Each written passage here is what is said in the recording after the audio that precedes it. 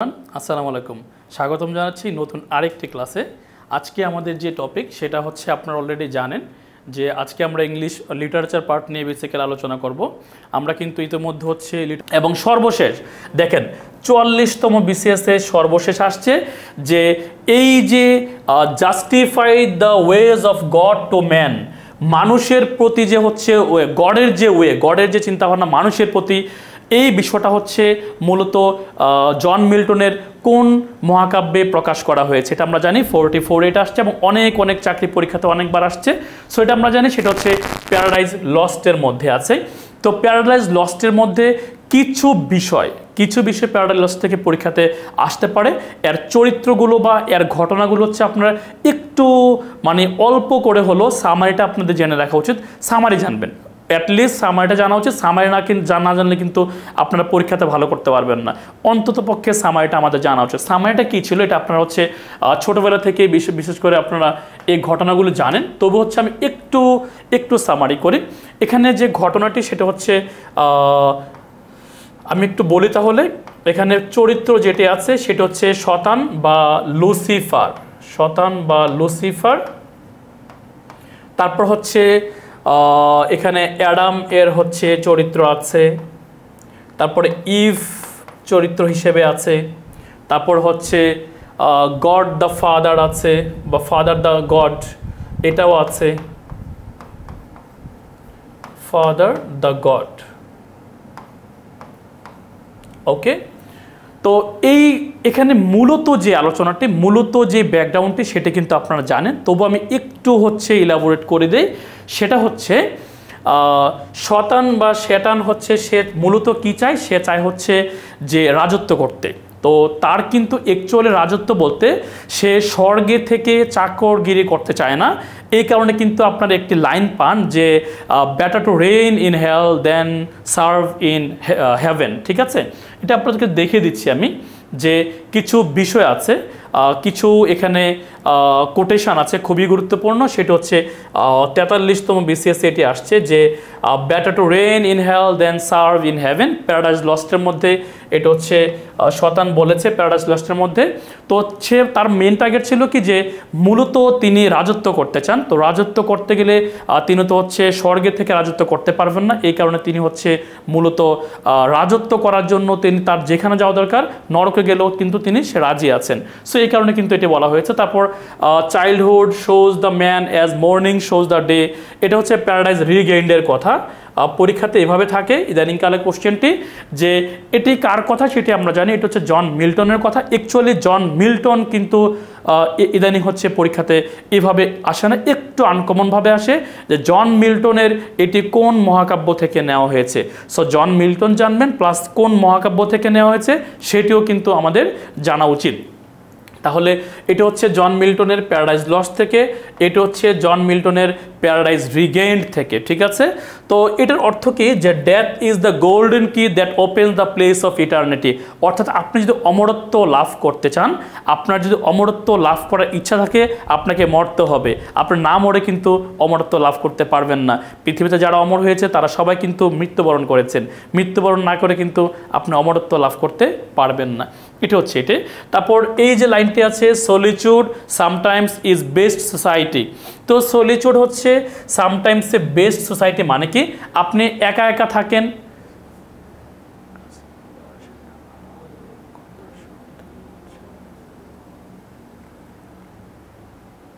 আচ্ছা, সলিচুড মানে হচ্ছে ক্লাসের মধ্যে আপনারা কাইন্ডলি পড়াশোনা রিলেটেড ছাড়া অন্য কোনো অপ্রাসঙ্গিক কথাবার্তা বলবেন না। আপনারা অনেক ম্যাচিওর্ড। আমরাও চাই দেখেন আমরা কিন্তু ক্লাসের মধ্যে কোনো অন্য টাইপের কোনো কথাবার্তা বলি না। আমরা অলওয়েজ চাই আপনি পড়ার মধ্যেই থাকেন। আপনারা খেয়াল করেছেন কি না, আমি 1.5 ঘন্টা 2 ঘন্টা যতক্ষণই ক্লাস নিই আমি সর্বোচ্চ সংখ্যক এমনও হয়েছে আমি 1.5 ঘন্টার ক্লাস 2.5 ঘন্টা পর্যন্ত নিয়েছি। আমি পড়ার মধ্যেই থাকি, আমি একটি গল্প করতে চাই না বা টাইম কিল করতে চাই না।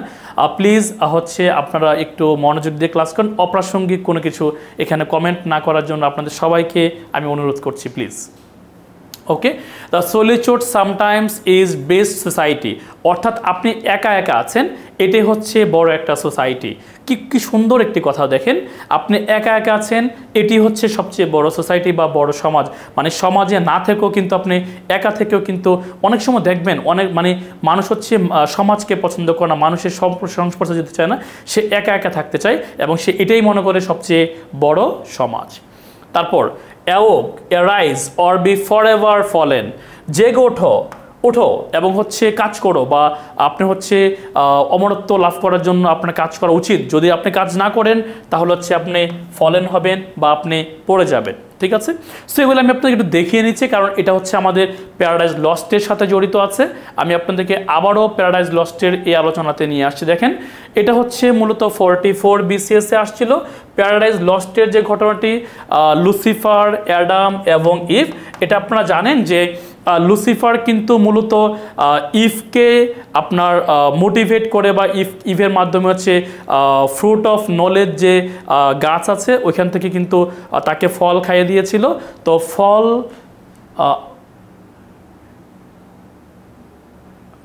ওকে, sound is fine, sound is fine, okay okay okay. তো এই অ্যাডাম এবং ইভের ঘটনাটা, ইভ হচ্ছে যে ফ্রুট অফ নলেজ খেয়ে ফেলেছিল, খেয়ে ফেলার ফলে কিন্তু যে ফাদার দ্য গড আছেন তিনি কিন্তু হচ্ছে অসন্তুষ্ট হয়েছিলেন, এর ফলে কিন্তু তাদেরকে মানে আর্থে পাঠিয়ে দিয়েছিলেন বা পৃথিবীতে পাঠিয়ে দিয়েছিলেন স্বর্গ থেকে। তো এখানে একটি কথা আছে, সেটি হলো, আচ্ছা এখানে একটু কথা আছে, সেটি হলো মূলত ইভ কিন্তু মূলত প্রথম দিকে খেতে চায় নাই ফলটি, তাকে কিন্তু শয়তান হচ্ছে তাকে মোটিভেট করেছিল এবং বলেছিল যে তুমি এটা খেয়ে ফেললে হচ্ছে অনেক রূপবতী হবা। তো আপনারা জানেন যে মেয়েদেরকে যদি এই কথা বলা হয় যে তুমি এটা খেয়ে ফেললে রূপবতী হয়ে যাবা, গুণবতী হয়ে যাবা, মেয়েদের তো আর কোনো হুঁশ থাকবে না, এটা বুঝতেই পারতেছেন আপনারা। তো মেয়ে তো ইভ কিন্তু এটা খেয়ে ফেলছিল, তো খেয়ে ফেলার মূলত কারণ কিন্তু তাকে বলা হয়েছিল যে তুমি রূপবতী হয়ে যাবা, ঠিক আছে। সো খেয়ে ফেলার পরে কিন্তু অ্যাডাম এবং ইভকে হচ্ছে আমাদের আর্থে হচ্ছে তাদেরকে নিক্ষেপ করা হয়। ওকে, সো যেটা হোক, মূলত এই ঘটনাগুলো পরীক্ষাতে এইভাবে আসে যে better to reign in hell than serve in heaven, এই কথাটি হচ্ছে মূলত কোথায় বলা হয়েছে? প্যারাডাইজ লস্টে বলা হয়েছে। কে বলেছে এটা? লুসিফার বা শয়তান এটাকে বলেছে। এই বিষয়গুলো আপনাদের খেয়াল রাখতে হবে, কথাগুলো কে বলেছিলেন। এবং ইদানিংকালে আপনারা 40তম BCS এবং 41তম BCS এর কোশ্চেনগুলো একটু ঘাটাঘাটি করবেন। কোশ্চেনগুলো একটু ডিপ থেকে আসছিল, কোটেশনগুলো মূলত নর্মালি এইভাবে আসে নাই যে কথাটি কোন সাহিত্যকর্ম থেকে নেওয়া হয়েছে, এভাবে আসছিল কথাটি ওই সাহিত্যকর্মের কোন ব্যক্তি বা কে বলেছিলেন, একটু ডিপ থেকে আসছে। সো কথাটি কে বলেছিলেন সেই কথাটি আমরা মানে স্টাডি করার সময় পাশে লিখে রাখবো বা জেনে নিব। ওকে, সো আমরা প্যারাডাইজ লস্ট পড়বো, প্যারাডাইজ রিগেইন্ড পড়বো এবং লাইচিদাস পড়বো। এখান থেকে আরও কিছু বিষয় আছে, song on William Shakespeare, Samson Agonistes, Comus আছে, অফ এডুকেশন, এরূপে যেটাকে পরীক্ষাতে মূলত আপনারা এই 3টা পড়বেন। আমি আবারও বলছি, আমি চাচ্ছি আপনার অল্প পড়ে 12 থেকে 13 গেইন করেন, ঠিক আছে। বেশি পড়া একেবারেই দরকার নাই। প্যারাডাইজ লস্ট পড়বেন, প্যারাডাইজ রিগেইন্ড পড়বেন, লাইচিদাস পড়বেন, বাকি এগুলো থেকে না পড়লেও চলবে। এরূপে যেটাকে হচ্ছে পড়তে পারেন বা স্যামসং এজোনিস্টাস পড়তে পারেন। বাট ওই 3টা প্রিভিয়াসলি আপনাদেরকে পূর্ববর্তী স্লাইডে যে 3টি দেখিয়েছি এই 3টি অবশ্যই পড়তে হবে এবং এদের চরিত্রগুলো একটু স্টাডি করতে হবে আপনাদেরকে। আর এটা হচ্ছে কথাগুলো কে বলেছিল, এটা হচ্ছে মূলত বিষয়বস্তু কী ছিল, এই বিষয়গুলো একটু স্টাডি করতে হবে। তাহলে আমরা পরের স্লাইডে যেতে পারি। পরের স্লাইডে যেটি আছে সে জন মিল্টন ডান। জন মিল্টন থেকে আমাদের হচ্ছে মূলত এই 5টা কোটেশন, কিছু কোটেশন মানে দেখেন কোটেশন সবসময় সবচেয়ে বেশি আসে উইলিয়াম শেক্সপিয়ারের নাটকগুলো থেকে, অথবা এই আমাদের যে নিউ ক্লাসিক্যাল পিরিয়ড আছে এখানে অনেক কোটেশন আমরা পাবো। এখানে মূলত জন মিল্টন থেকে সবচেয়ে বেশি কোটেশন আছে। তো এই 5টা অনেকবার আসছে, এই প্রথমটি এবং দ্বিতীয়টি অনেকবার আসছে, আসার কথা এবং ভবিষ্যতেও কিন্তু আরও অনেকবার আসবে। তো মনে রাখবেন এটি আসছে প্যারাডাইজ লস্ট থেকে, এটি হলো প্যারাডাইজ রিগেইন্ড থেকে। জানতে হবে কোনটি কোথায় থেকে এসেছিল। তারপর চলেন আমরা যাব হচ্ছে জন ড্রাইডেন, যার নাম অনুসারে রেস্টোরেশন পিরিয়ডটাকে করা হয়েছে। সেটা বিষয় খেয়াল করে দেখেন, জন ড্রাইডেনের নাম অনুসারে এই পিরিয়ডটাকে করা হয়েছে, তার মানে অবশ্যই কিন্তু এটির ইম্পর্টেন্স আছে। সো এখানে ইম্পর্টেন্স দিতে গিয়ে সর্বশেষ BCS বা 44তম বিসিএসে প্রশ্নটি আসছিল। তবে মনে রাখবেন জন ড্রাইডেনের নাম হলো মডার্ন ইংলিশ ক্রিটিসিজম, মূলত তাকে হচ্ছে ফাদার অফ মডার্ন ইংলিশ ক্রিটিসিজমের এক কথায় জনক বলা হয়ে থাকে।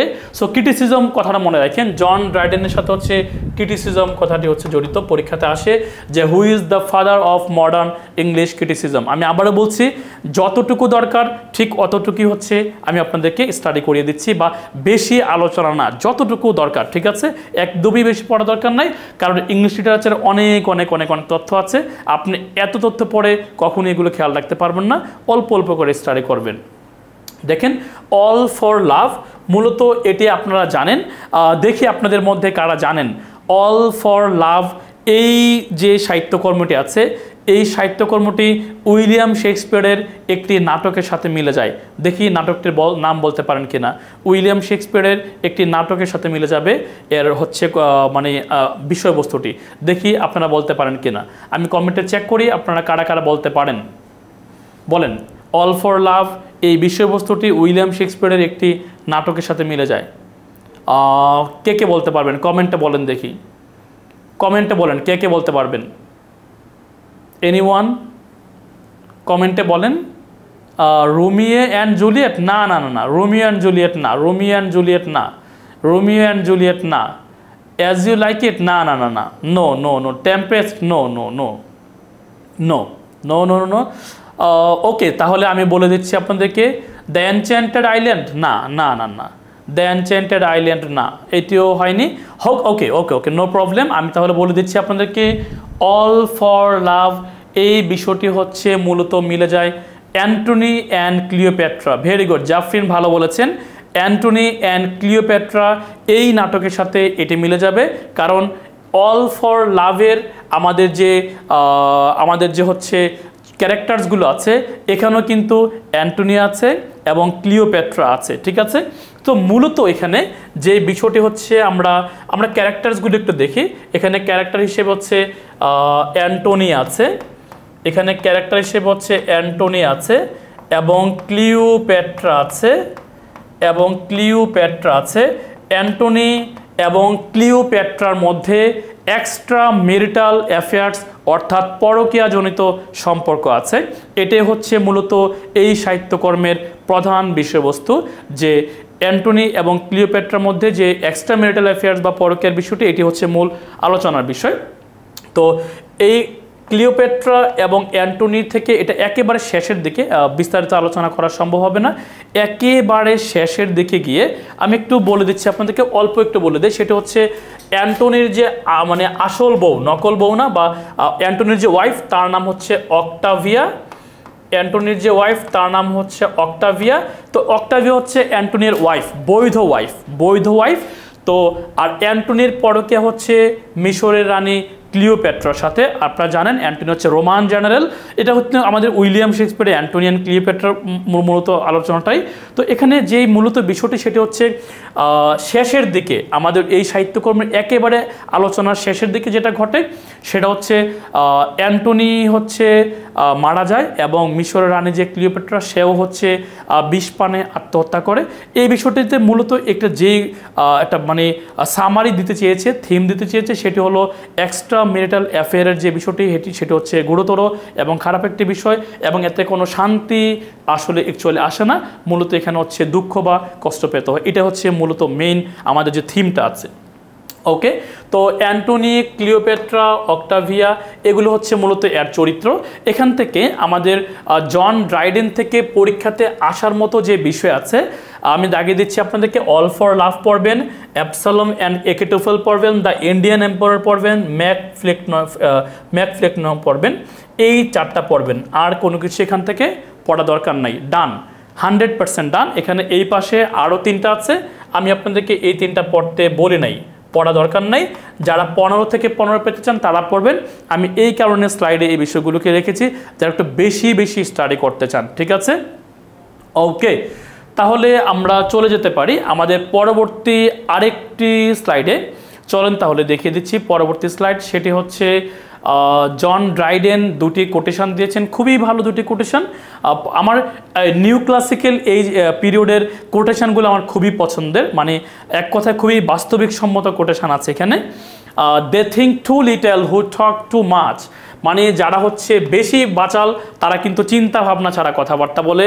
পরবর্তী যে কোটেশন, আমরা প্রথমত হ্যাবিট তৈরি করি, পরবর্তীতে হ্যাবিট আমাদেরকে তৈরি করে, পরবর্তীতে হ্যাবিট আমাদেরকে তৈরি করে। স্পিকারটি আর একটু উপরে নিলে ভালো। আমি তো স্পিকার সবসময় এখানে রেখে কথা বলি, সবাই সাউন্ড নিয়ে কথা বলছেন, আমি একটু তাহলে চেক করি, হ্যাঁ একটু দেখি, একটু সময় নিচ্ছি 30 সেকেন্ড। সাউন্ড চেক করো তো একটু, সবাই সাউন্ডের কথা বারবার বলছে।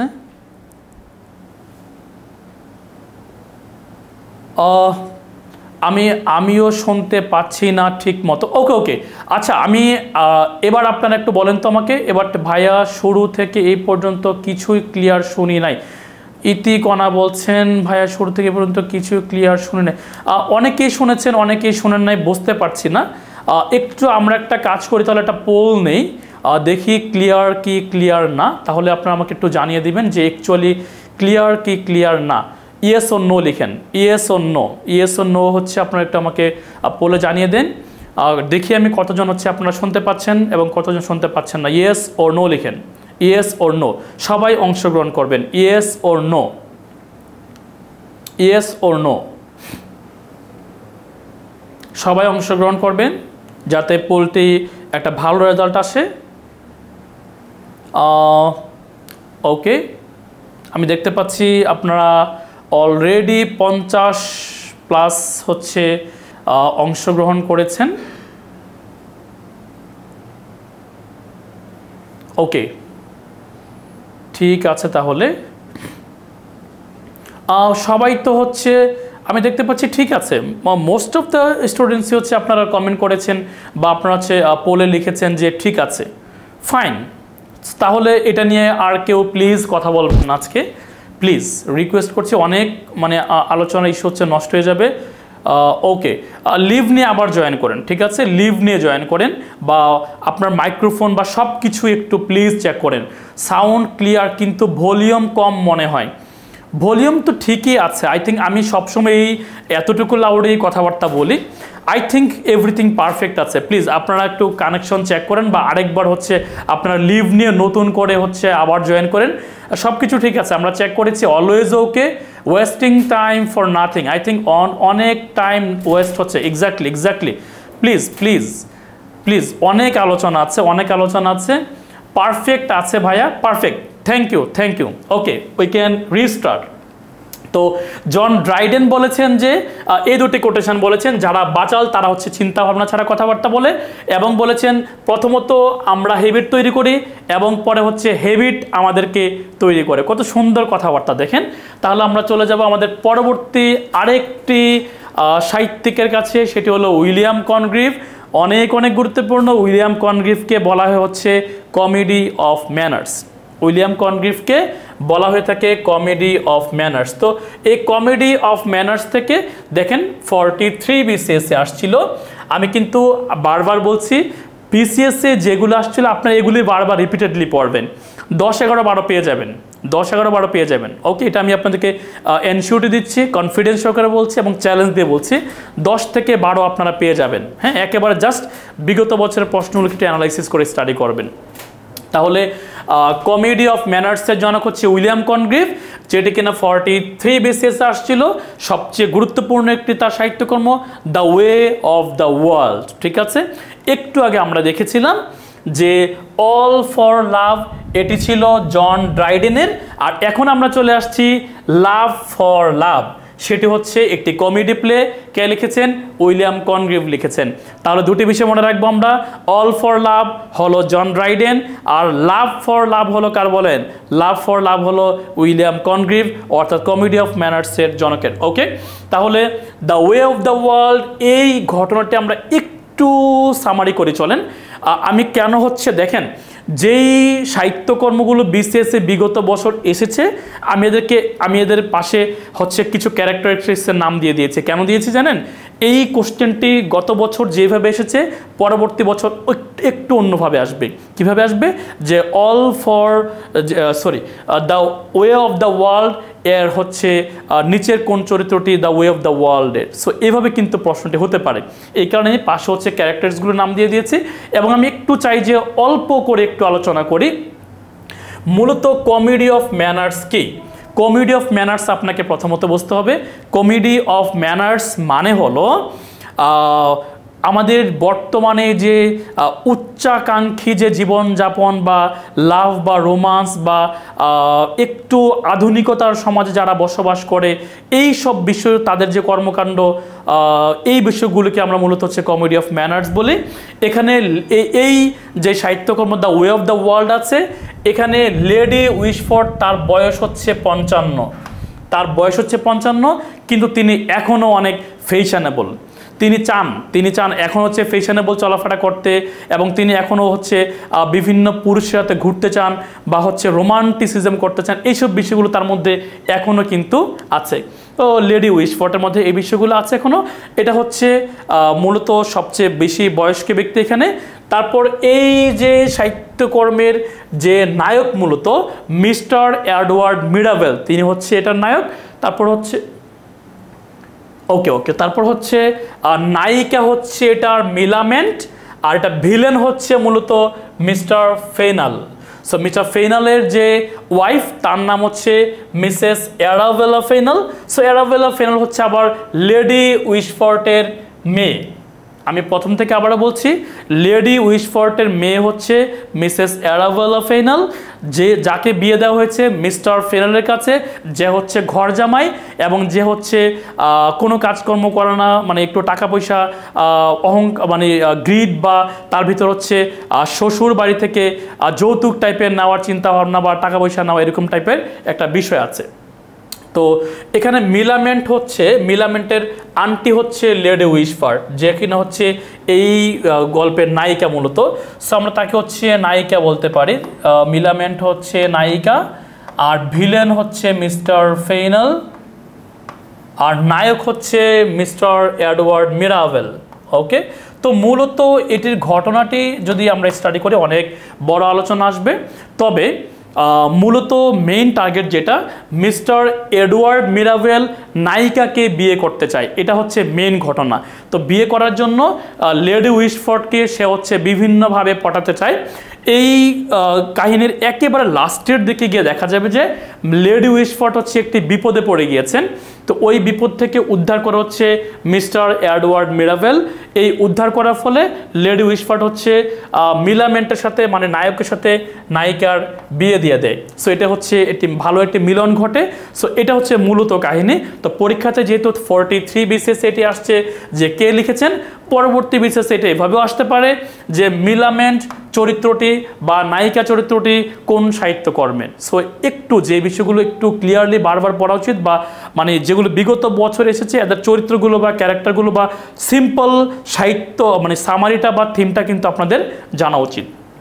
ও এখান থেকে আপনাদের যা যা পড়া উচিত, আপনারা এখান থেকে 1 পড়বেন, আর 2 পড়বেন, আর কিছুই পড়বেন না। আরেকটা বিষয় পড়বেন, উইলিয়াম কনগ্রিফকে কমেডি অফ ম্যানার্স বলা হয়, এর বাইরে আসবে না ইনশাল্লাহ, আসার কথা না। ঠিক আছে, ডান। 1 এবং 2 পড়লেই মোটামুটি আমাদের এটা ডান হয়ে যাবে। ওকে, ঠিক আছে, ডান। এরপর আমরা যাব হচ্ছে আমাদের পরবর্তী আরেকটি আলোচনাতে, সেটি হলো জন বুনিয়ান থেকে পরীক্ষাতে এটি আসছিল, দ্য পিলগ্রিমস প্রগ্রেস। এখান থেকে আর কোনো কিছু পড়া দরকার নাই, একেবারে দরকার নাই। তবে শুধু আপনারা এই কোটেশনটি খেয়াল রাখতে পারেন। এই কোটেশনটির মানে হলো, কোটেশনটি পড়েন একটু দেখেন, in prayer it is better to have a heart. মানে আপনি যখন হচ্ছে প্রেয়ার করেন তখন আপনার হৃদয় থাকা উচিত, আপনার কথাবার্তা বলা উচিত না। বেশি কথা বললেই যে আপনি হচ্ছে স্রষ্টা থেকে অনেক কিছু পেয়ে যাবেন, বিষয়টা এরকম না। ঠিক আছে, একদমই না। তো মূলত হচ্ছে একেবারেই আপনার মেইন টার্গেট যেটা থাকবে সেটা হলো কিছু শব্দ বেছে নেবেন, যে হার্ট, ওয়ার্ডস এরকম টাইপের শব্দ বেছে নেবেন। শব্দগুলি দিয়ে হচ্ছে খেয়াল রাখবেন যে এই কোটেশনটি কে করেছিলেন, জন বুনিয়ান। তো মূলত এটা যে বাংলা অর্থ সেটা হচ্ছে আপনার প্রেয়ারের ক্ষেত্রে হার্ট থাকা উচিত, কথাবার্তা না বললেও হবে, মানে আপনি হচ্ছে স্রষ্টার কাছে শুধু হার্ট দিয়ে চাচ্ছেন, এটাই কিন্তু এনাফ। আপনি চিল্লাচিল্লি করে চাচ্ছেন বাট আপনার হার্ট চাচ্ছে না, সেটা কিন্তু দরকার নাই, মানে একেবারে ওয়ার্ডস দরকার নাই, দরকার হচ্ছে হার্ট। ঠিক আছে, আমরা এবার যাব হচ্ছে আমাদের পরবর্তী আরেকটি সাহিত্যিকের কাছে, সেটি হলো স্যামুয়েল বাটলার। আপনারা জানেন যে স্যামুয়েল বাটলারের হচ্ছে স্যাটারিক পোয়েম হচ্ছে হুডিভার্স। হুডিভার্স হচ্ছে মূলত এটার প্রটাগনিস্ট সে নিজেই, এবং সে হচ্ছে একজন যোদ্ধা। এগুলো হচ্ছে মূলত পরীক্ষা তো অত বেশি ইম্পর্টেন্ট না। কারণ কেন ইম্পর্টেন্ট না আপনারা কিন্তু অলরেডি জানেন যে বেসিক্যালি আমাদের যে বিখ্যাত কিছু রাইটার্স আছে, কারা আছে, William Wordsworth, William Shakespeare, John Milton, এরা যে অনেক বিখ্যাত, এই বিখ্যাতগুলো থেকে কিন্তু পরীক্ষাতে কোশ্চেন আসে। তবে একেবারে যারা আমরা 15 to 15 বা 14-15 পেতেই চাই তাদেরকে কিন্তু একটু ভিতর থেকে, বা যারা একটু অবিখ্যাত, মানে বিখ্যাত রবীন্দ্রনাথ ঠাকুর বা কাজী নজরুল ইসলাম না, আপনার কিন্তু সেই সব সাহিত্যিকের পড়াগুলো আপনাকে একটু স্টাডি করতে হবে। তারপরে আমরা যাব হলো আমাদের পরবর্তী আলেকজান্ডার পোপে, সবচেয়ে বেশি অনেক গুরুত্বপূর্ণ, এবং এই যে আমাদের যে অগাস্টান পিরিয়ড এটি কিন্তু হচ্ছে তার নাম অনুসারে করা হয়, এবং দ্য মোস্ট ইম্পর্টেন্ট ওয়ান, অনেক অনেক অনেক অনেক গুরুত্বপূর্ণ। গুরুত্ব বোঝানোর জন্য আপনাদেরকে আমি এখানে পাশে 44 BCS এবং 40তম BCS-এর দুটি কোশ্চেনকে দিয়ে রেখেছি, যাতে আপনারা ভালোভাবে বুঝতে পারেন যে how important this topic is or this writer is.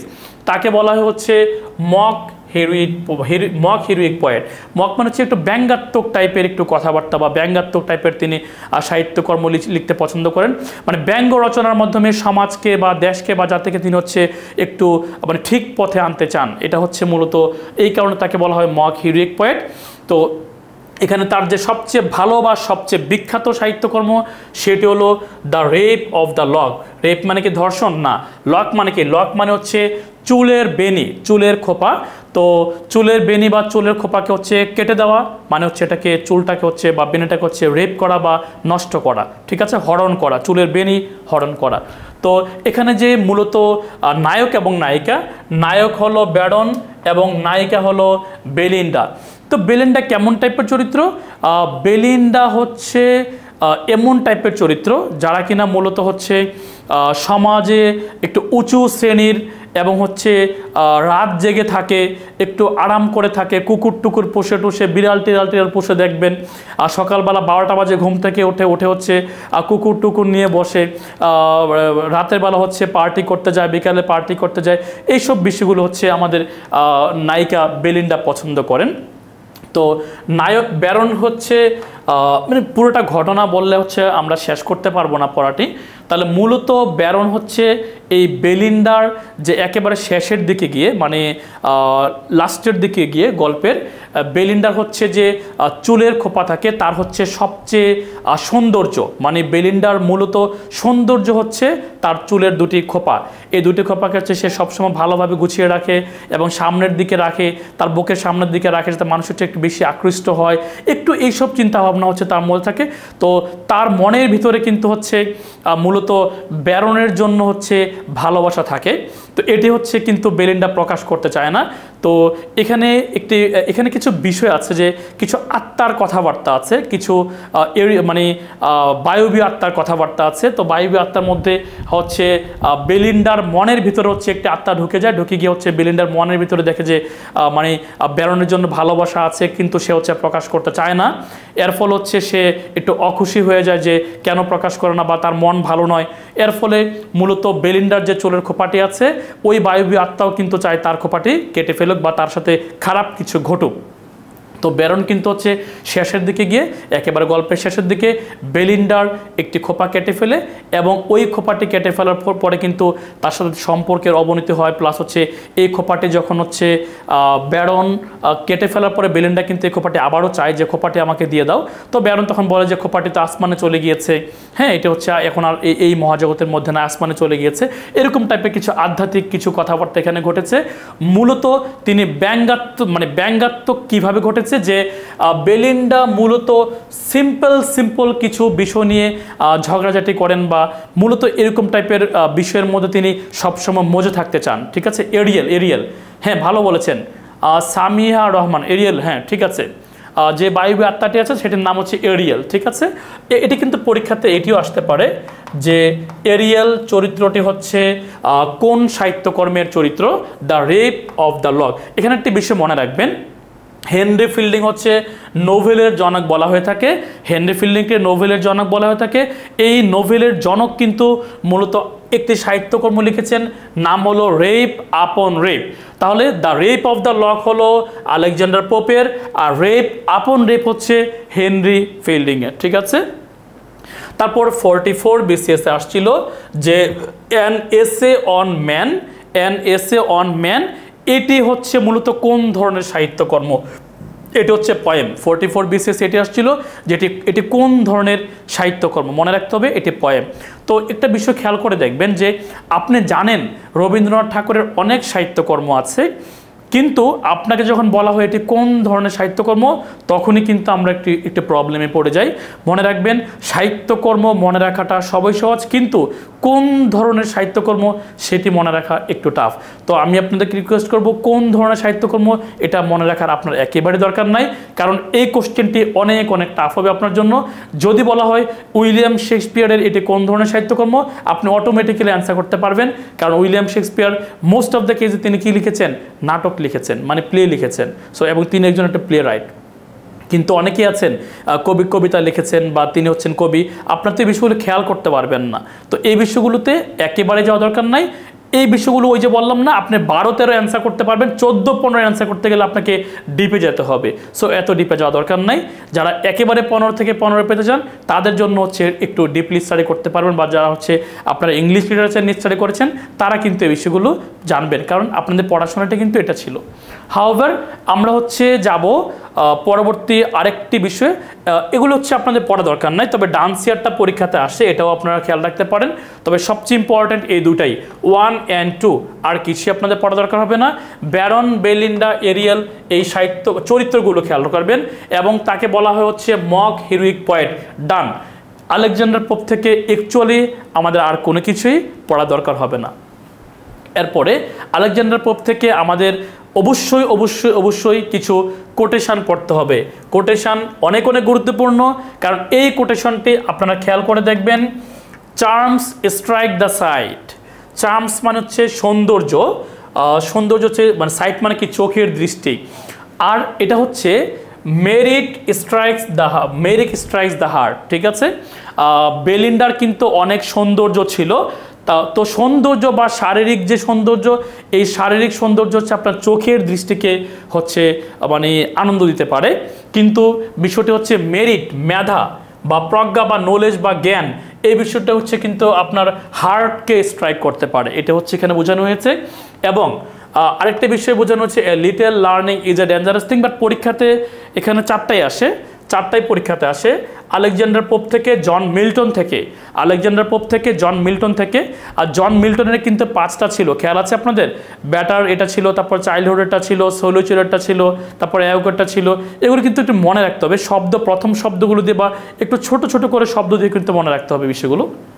তাহলে আলেকজান্ডার পোপ থেকে আমরা সকল কোটেশন পড়ব, এবং জন মিল্টন থেকে আমরা সকল কোটেশন পড়ব। ঠিক আছে, fools rush in where angels fear to tread, অর্থাৎ হাতি ঘোড়া গেল তল, পিঁপড়ে বলে কত জল। ঠিক আছে, তারপর হচ্ছে এগুলো তো মোটামুটি আপনারা জানেন। অর্থোকেটেড toward is human, to forgive is divine, মানুষ মাত্রে ভুল করে এবং ক্ষমা স্বর্গীয়, অল্প বিদ্যা ভয়ঙ্করী। অনেক সুন্দর কিছু কোটেশন দিয়েছেন আলেকজান্ডার পোপ এবং জন মিল্টন। মূলত আমরা এই দুইজনের কোটেশন হচ্ছে আমাদের এই নিউ ক্লাসিক্যাল পিরিয়ড থেকে সবচেয়ে বেশি স্টাডি করার ট্রাই করব। চলেন তাহলে আমরা পরবর্তী আরেকটি স্লাইডে চলে যাই, সেটা হচ্ছে জনাথন সুইফট। আমার খুবই পছন্দের একজন সাহিত্যিক। কেন পছন্দের? কারণ হলো আমি একটু হাসতে পছন্দ করি। আপনারা সবসময় দেখবেন আমি হচ্ছে মনমরা থাকে না, কারণ হচ্ছে একটু মানে জীবনটা আর কয়দিনের, যে হচ্ছে মোটামুটি হেসে বা একটু ভালোভাবেই কাটানোর ট্রাই করি। যতই দুঃখ থাকুক, অনেকের জীবনে অনেক দুঃখ থাকতে পারে, আমার জীবনে অনেক দুঃখ আছে, বাট আমি হচ্ছে প্রকাশ করি না, বাট আপনারা অনেকে প্রকাশ করেন না। তবে একটু জনাথন সুইফটের এই বিষয়গুলো স্টাডি করলে বা পড়াশোনা করলে আমার কাছে একটু মানে মজা পাই আমি। আর জনাথন সুইফটের গেলিভার্স ট্রাভেলসের যে লিলিপুট পার্টটি আছে, এই মুভিটি আপনারা ইউটিউবে পাবেন। আপনাদের কাছে আজকেই রিকোয়েস্ট থাকলো, ক্লাস শেষ হওয়ার ঠিক পরেই আপনারা ইউটিউব থেকে জনাথন সুইফটের যে ভয়েস টু লিলিপুট, লিলিপুটের যে হচ্ছে লিলিপুট দেশে যে হচ্ছে যাত্রা বা ভ্রমণ, এটি দেখে ফেলবেন। খুবই মজা পাবেন, খুবই হাসবেন। ঠিক আছে, আমি বই পড়ছি, ওকে ওকে ওকে ঠিক আছে। হ্যাঁ, বই পড়াটা তো অবশ্যই ভালো, বই অবশ্যই সবাই বই পড়বেন। তবে যারা বই পড়তে পারেন না, অন্তত পক্ষে মুভিটা দেখে নেবেন আপনারা। ঠিক আছে, মুভি দেখলে আমরা অনেক সময় মজা পাই। আমরা অনেকেই জানি যে দেবদাস বই পড়তে চাই না, কিন্তু আমরা দেবদাস মুভি দেখতে চাই। কারণ কি, আমরা মুভিতে এডিক্টেড, আমরা হচ্ছে বইয়ে এডিক্টেড থাকি না। তো খেয়াল করে দেখবেন, এখানে এটা হচ্ছে 38 BCS আসছে, 38 BCS আসছে যে মোস্ট ফেমাস স্যাটারিস্ট কে, মানে ব্যঙ্গাত্মক রচনা সবচেয়ে ফেমাস হচ্ছে কে বেশি ভালোভাবে লিখতে পারেন, তার নাম হচ্ছে জনাথন সুইফট। তিনি হচ্ছে গেলিভার্স ট্রাভেলস নামে সাহিত্যকর্ম লিখেছেন, যার 4টি পার্ট ছিল আমরা জানি। লিলিপুট দেশে, তারপর হচ্ছে ব্রোডিংনাক, তারপর হচ্ছে লেপোটাতে, তারপর হচ্ছে হুইনহামে, এই বিষয়গুলো হচ্ছে মনে রাখতে হবে। তবে মনে রাখবেন লিলিপুটের মানুষদের, লিলিপুটের ঘটনাগুলো আপনারা, আমি বলছি যে ইউটিউব থেকে একটু দেখে নেবেন তবুও। তবে মনে রাখবেন লিলিপুটের ঘটনাটা ছিল কি, এই জনাথন সুইফট ছিল আমাদের অনেক অনেক মোটা দেহের বা অনেক বড় মানুষ। তো তিনি হচ্ছে এমন একটি দেশে গিয়েছেন, যেই দেশ হচ্ছে মানুষ হচ্ছে মাত্র 6 ইঞ্চি, মানুষ হচ্ছে মাত্র 6 ইঞ্চি। তো 6 ইঞ্চির দেশে গিয়ে পড়েছেন। তো 6 ইঞ্চির দেশের মানুষ সবাই মনে করছেন যে এটা মনে হয় কোনো ভূত হবে বা দৈত্য হবে, এটারে সবাই চল বেঁধে ফেলি। তো সবাই কি করেছে বলেন তো, 6 ইঞ্চি দেশের যারা 6 ইঞ্চি মানুষ, এদের দড়ি বা রশি বা ছুরি বা দা বা করাত এগুলো হবে কত ইঞ্চি? 1 ইঞ্চি হবে, এতটুকু দা হবে। তো দড়ি দিয়ে বা রশি দিয়ে হচ্ছে তাকে বেঁধে ফেলেছে। তো তখন সে ঘুম থেকে ওঠার পরে বা মানে জ্ঞান ফিরে পাওয়ার পরে তখন সে দেখেছে যে তাকে সবাই হচ্ছে বেঁধে রেখেছে। তো বিষয়গুলি কিন্তু হচ্ছে অ্যাকচুয়ালি মানে তার কাছে সে এইভাবে ফেলে দিল যে খুবই মানে সে অ্যাকচুয়ালি এগুলোতে তাকে বাধা হয় নাই ভালোভাবে, কারণ 6 ইঞ্চি মানুষ তাকে আর কীভাবে বাঁধবে। তবে পরবর্তী তার জার্নিতে এমন এক দেশে গিয়েছেন, সেখানে হচ্ছে তাকে এইভাবে তাকাইতে হয়, মানে অনেক ওপরে তাকাইতে হয়, কারণ তখন গেলিভারকে হচ্ছে ছোট মানুষ দেখাচ্ছে, এবং ওইটা হচ্ছে ওই দেশের মানুষগুলো হচ্ছে অনেক বড় দেখাচ্ছে। ঠিক আছে, একটু এই জিনিসগুলো আপনার হচ্ছে বই বা মুভি বা একটু এভাবে স্টাডি করতে হবে। হ্যাঁ, আপনি ক্লাসের মধ্যে যদি আমি একটা নিয়ে আলোচনা করি, তাহলে কিন্তু একটার জন্যই 1 ঘন্টা দিতে হবে আমাকে। তো এটা সম্ভব হবে না। আমি জাস্ট আপনাদের একটু সামারি বা একটু থিমটি দিয়ে দিচ্ছি, যাতে আপনারা স্টাডি করে মোটামুটি মজা পান। তো পরীক্ষাতে এভাবে আসে, এ ভয়েস টু লিলিপুট, এটা কে লিখেছেন? Jonathan Swift. তাকে মোস্ট ফেমাস স্যাটারিস্ট বলা হয়ে থাকে। এখান থেকে পরীক্ষাতে এটাও আসে, মোটামুটি 4টাই আসে। এ টেল অফ এ টাব, এটি আবার লিখেছেন আরেকজন, সেটি হলো বেন জনসন। তাহলে বেন জনসন তার এ টেল অফ টাব নামে তার একটি সাহিত্যকর্ম আছে। A modest proposal, a battle of books, তার নামগুলো দেখেন, নামগুলো দেখলে কেমন হাসি আসে দেখেন। দ্য ব্যাটল অফ বক্স, বইয়ের যুদ্ধ। এ মডেস্ট প্রপোজাল, খুব মজা পাওয়া যায়। এ টেল অফ এ টাপ, এটা নামগুলি কেমন একটু হাস্যকর মনে হয়, বা এটা স্মাইলিং মনে হয়। ওকে, তারপর হচ্ছে আমরা চলে যাব ড্যানিয়েল ডিফো। আপনারা জানেন ড্যানিয়েল ডিফোর খুবই বিখ্যাত একটি সাহিত্যকর্ম আছে, সেটি হলো রবিনসন ক্রুসো। অ্যাকচুয়ালি এখান থেকে আপনারা শুধু রবিনসন ক্রুসো পড়লেই হবে। তো রবিনসন ক্রুসো এমন একজন ব্যক্তি যার বাবা তাকে আইনজীবী হতে চেয়েছিলেন, কিন্তু তিনি হচ্ছে আইনজীবী হতে চান না, তিনি চান সাগর ভ্রমণ করতে বা অ্যাডভেঞ্চারাস লাইফ তিনি পছন্দ করেন।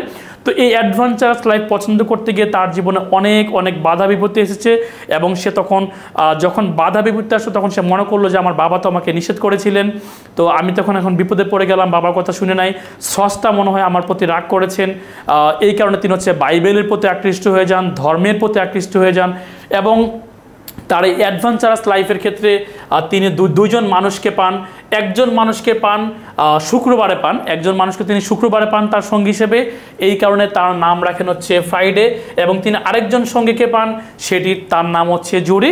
তো অনেক ঘটনাই আছে মূলত এখানে। দুটি মেজর ঘটনা যদি আমরা বলি, একটি মেজর ঘটনা হলো রবিনসন ক্রুসো যখন যেই শিপে করে ভ্রমণে বের হয়েছিলেন তখন ওই শিপটি হচ্ছে মূলত একটি তুর্কিশ পাইরেট বা জলদস্যুদের দ্বারা হচ্ছে অ্যাটাক হয় এবং হচ্ছে সেখান থেকে তাকে ধরে নিয়ে যাওয়া হয় এবং তিনি ওইখানে প্রায় 2 বছরের মতো দাস হিসেবে ছিলেন ওই তুর্কিশদের যে মানে নেতার আন্ডারে। তো তিনি হচ্ছে ওইখান থেকে কোনো রকমে পালিয়ে আসেন, আসার পরে তিনি এর পরবর্তীতে আরেকটি দ্বীপে হচ্ছে তারা চলে যায়, ওইখানে গিয়ে হচ্ছে মূলত তিনি পায়ের ছাপ দেখতে পান, পায়ের ছাপ দেখে তিনি মনে করেন যে এখানে এই দ্বীপে তো কাউকে আমি দেখি না, তাহলে পায়ের ছাপ আছে যেহেতু অবশ্যই এখানে অন্য কেউ আসে। পরবর্তীতে তিনি দেখেন যে এই পায়ের ছাপ দেখে তিনি খেয়াল করেছেন যে এখানে নরখাদক কিছু বসবাস করেন, মানুষ নিয়ে আসে, মানুষকে হত্যা করা হয়। তো সেখান থেকে হচ্ছে মূলত আমাদের রবিনসন ক্রুসো ফ্রাইডে নামক যে ব্যক্তিটি আছে তাকে রক্ষা করেন, রক্ষা করার পরে হচ্ছে মূলত তার সঙ্গী হয়ে যায়। এগুলো অনেক ঘটনা আছে, ঘটনাগুলো আপনারা আমি সবসময় চাইবো যে অন্ততপক্ষে বইগুলো যদি পড়তে না পারেন আপনারা ইউটিউব থেকে বা বিভিন্ন সোর্স থেকে সামারিগুলো পড়বেন, সো দ্যাট ভালো করে মনে থাকে।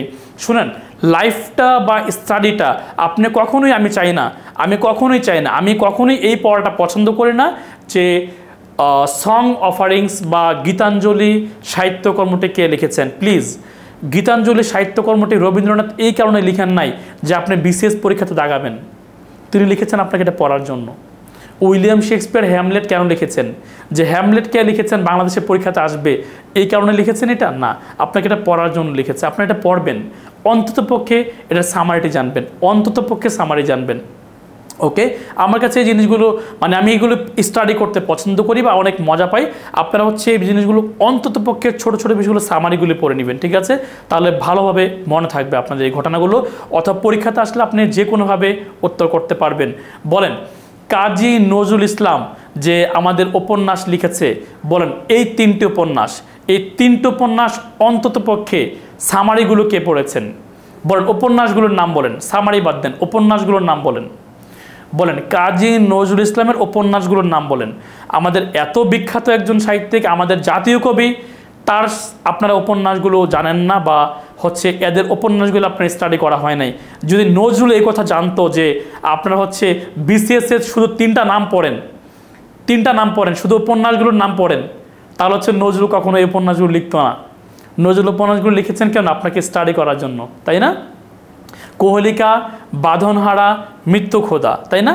কোহলিকা, বাঁধনহারা, মৃত্যু খোদা, এগুলো কেন লিখেছেন? আপনি যাতে স্টাডি করেন, আপনারা যাতে পড়েন। বাট আমরা কি করি? আমরা শুধু এটাই পড়ি, কোহলিকা, বাঁধনহারা, মৃত্যু খোদা, শেষ, আর কিছু পড়া দরকার না। কারণ আমার বিসিএসে এমসিকিউ দাগানোর কি হয়ে গেল, মানে এটা ভালো একটা ওয়ে হয়ে গেল। ঠিক আছে, একটু স্টাডি করতে হবে, না হলে কিন্তু মজা পাবেন না। এগুলো সবগুলি আপনারা একটু অল্প অল্প করে স্টাডি করবেন, ঠিক আছে? আর ড্যানিয়েল ডিফো থেকে আমরা আর কিছুই পড়বো না, রবিনসন ক্রুসো, ফ্রাইডে অ্যান্ড জুরি আর কিছুই পড়া দরকার নাই। এখানে একটা বিষয় আছে, সেটা হলো আরেকজন ক্যারেক্টার আছে, সেটা হলো উইডো নামে একটা ক্যারেক্টার আছে। এই উইডো নামে ক্যারেক্টারের কাছে আমাদের রবিনসন ক্রুসো হচ্ছে যখন ভ্রমণে যাবেন তখন তিনি হচ্ছে কিছু পাউন্ড রেখে যান। তো এই পাউন্ডগুলো হচ্ছে যখন তিনি ভ্রমণ থেকে ফিরে আসেন তখন হচ্ছে এই পাউন্ডগুলো তখন আবার তার কাছ থেকে ফিরে পান। মানে বিশ্বাসযোগ্যতা যে একটা বিষয়, সেটাও এখানে দেখানো হয়েছে। এগুলো আপনাদেরকে স্টাডি করতে হবে। চলুন আমরা যাব আমাদের পরবর্তী স্যামুয়েল রিচার্ডসনের মধ্যে পামেলাটিকে হচ্ছে আমরা পড়ি। কেন পড়ি জানেন? এই পামেলা হচ্ছে আমাদের ফার্স্ট মডার্ন নোভেল। চলুন আপনাদেরকে 2টি নোভেলের কথা বলি। আমাকে আপনারা বাংলা বলেন যে বাংলাতে আমাদের প্রথম নোভেল কোনটি? বাংলাতে আমাদের প্রথম উপন্যাস কোনটি? বলেন বাংলাতে আমাদের প্রথম উপন্যাস কোনটি? বলেন দেখি বাংলা প্রথম উপন্যাস কোনটি আমাদের? বাংলাটা তো পারা উচিত। বলেন বাংলা প্রথম উপন্যাস কোনটি? প্রথম উপন্যাস কোনটি বাংলা? বাংলা প্রথম উপন্যাস হচ্ছে আলালের ঘরে দুলাল। এক্স্যাক্টলি আলালের ঘরে দুলাল। হ্যাঁ, আলালের ঘরে দুলাল, অবশ্যই আলালের ঘরে দুলাল। এবার যদি বলা হয়, বলেন আলালের ঘরে দুলাল কি? এটা কি? বলেন আলালের ঘরে দুলাল কি সফল? না। তাহলে বলেন সফল কোনটি? আলালের ঘরের দুলাল কিন্তু সফল না। সফল কোনটি বলেন? এক্স্যাক্টলি সফল কোনটি বলেন? সফলটি জানতে হবে। সফল কোনটি বলেন? এই বিষয়গুলো আপনাকে একটু খেয়াল করতে হবে। তো মডার্ন, হ্যাঁ সফল হচ্ছে দুর্গেশ নন্দিনী, মাইকেল মধুসূদন দত্তের যেটি আছে। ওকে, ভেরি গুড। তাহলে দেখেন দুর্গেশ নন্দিনী, আমি জানি না আপনারা স্টাডি করেছেন কিনা, আমি যেগুলো একটু ফেমাস, আমি কিন্তু দুর্গেশ নন্দিনী এই বইটি স্টাডি করেছি। তারপর হচ্ছে আলালের ঘরে দুলাল এই বইটি স্টাডি করেছি। এগুলো হচ্ছে স্টাডি করতে যেগুলো প্রথম এগুলো অন্তত পক্ষে এগুলো স্টাডি করবেন। অন্তত পক্ষে মনে করেন আপনাকে বলা হলো সত্যজিৎ রায়ের প্রথম মুভি কোনটি, ওই মুভিটা দেখবেন, কারণ তিনি প্রথম মুভি দিয়ে কিন্তু অস্কার পুরস্কার পেয়েছিলেন। ঠিক আছে, কেমন মানে অন্ততপক্ষে যেগুলো ফেমাস বা প্রথম বা সর্বশেষ এগুলো একটু পড়েন। ঠিক আছে, ওকে। সো পামেলাকে আমরা বলি the first modern novel. So আমরা পামেলাকে হচ্ছে দুর্গেশ নন্দিনীর সাথে তুলনা করতে পারি। ওকে, মডার্ন নোভেল। ঠিক আছে, তারপর হচ্ছে ক্লারিজা, এটিও হচ্ছে আমরা পড়তে পারি। সো স্যামুয়েল রিচার্ডসন থেকে দুইটাই পরীক্ষাতে আসে, পামেলা আসে না হলে ক্লারিজা আসে।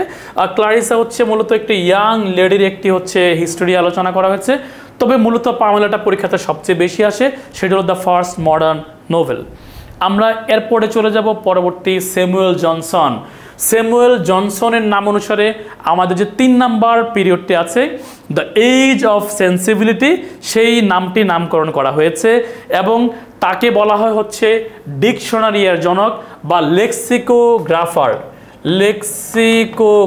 আমরা জানি লেক্সিকোগ্রাফার মানে হলো যিনি ডিকশনারি লিখেন। ঠিক আছে, তবে তিনি উইলিয়াম শেক্সপিয়ারের কে নিয়েও লেখালেখি করেছেন, এ প্রিফেস টু উইলিয়াম শেক্সপিয়ার।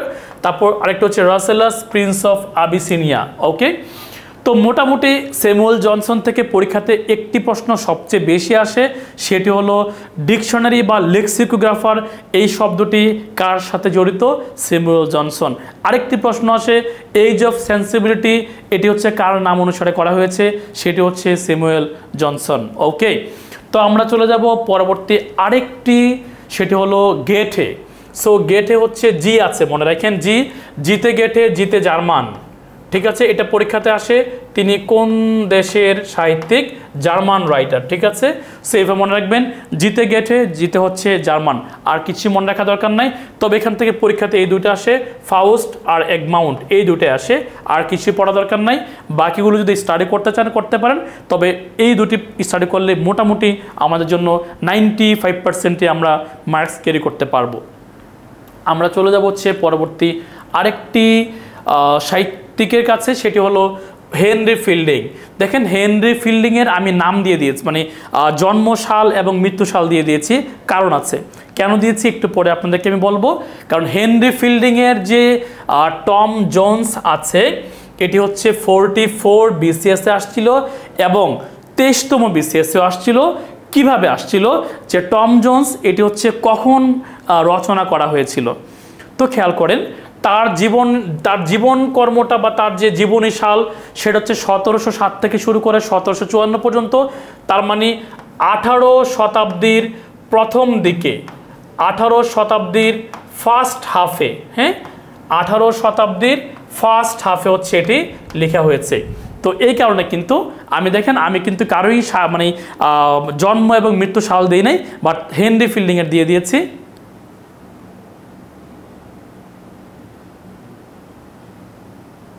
ওকে, তো আমি একটু দিয়ে দিয়েছি, কারণ হচ্ছে মোটামুটি যাতে হচ্ছে আপনার এই পরীক্ষায় এই প্রশ্ন যদি আবারও আসে আপনারা উত্তর করতে পারেন।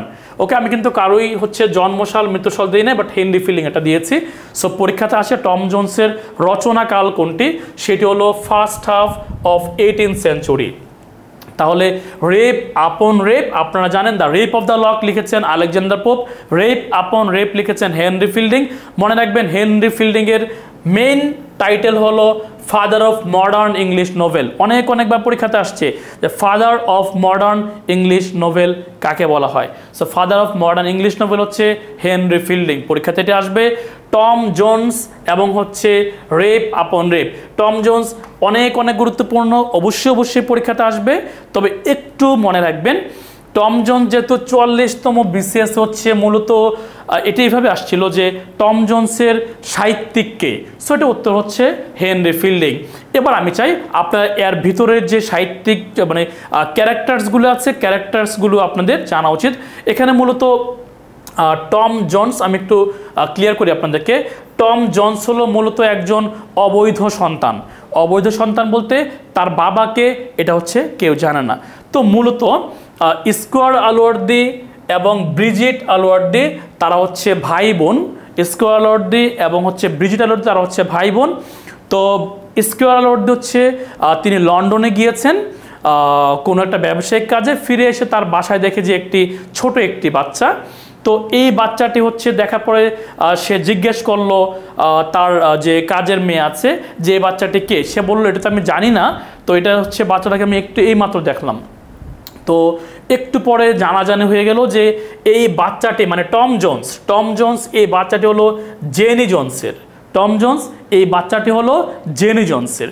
সো জেনি জোন্সকে স্কোয়ার আলওয়ার্দি ডাকানোর পরে বলে যে তুমি বাচ্চাটাকে কেন ফেলে দিয়েছো। তখন তিনি বললেন যে এর বাবা অ্যাকচুয়ালি নাই, চলে গিয়েছে আমাকে ছেড়ে। এটা হচ্ছে এই বিভিন্ন কারণ বলে স্কোয়ার আলওয়ার্দি হচ্ছে জেনি জোন্সকে বলে তাহলে তোমাকে তো সমাজ মেনে নিবে না, তোমাকে আমি কিছু টাকা পয়সা দেই, তুমি তাহলে হচ্ছে এই এলাকা ছেড়ে চলে যাও।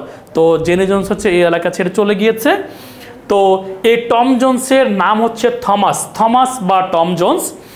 আর এক্ষেত্রে ব্রিজিট আলওয়ার্দির হচ্ছে বিয়ে হয়ে যায় একটা বিলফিল ফ্যামিলিতে বিয়ে হয়ে যায়।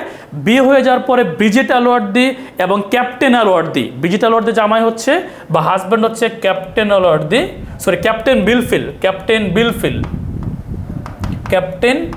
বিলফিল, ঠিক আছে, ক্যাপ্টেন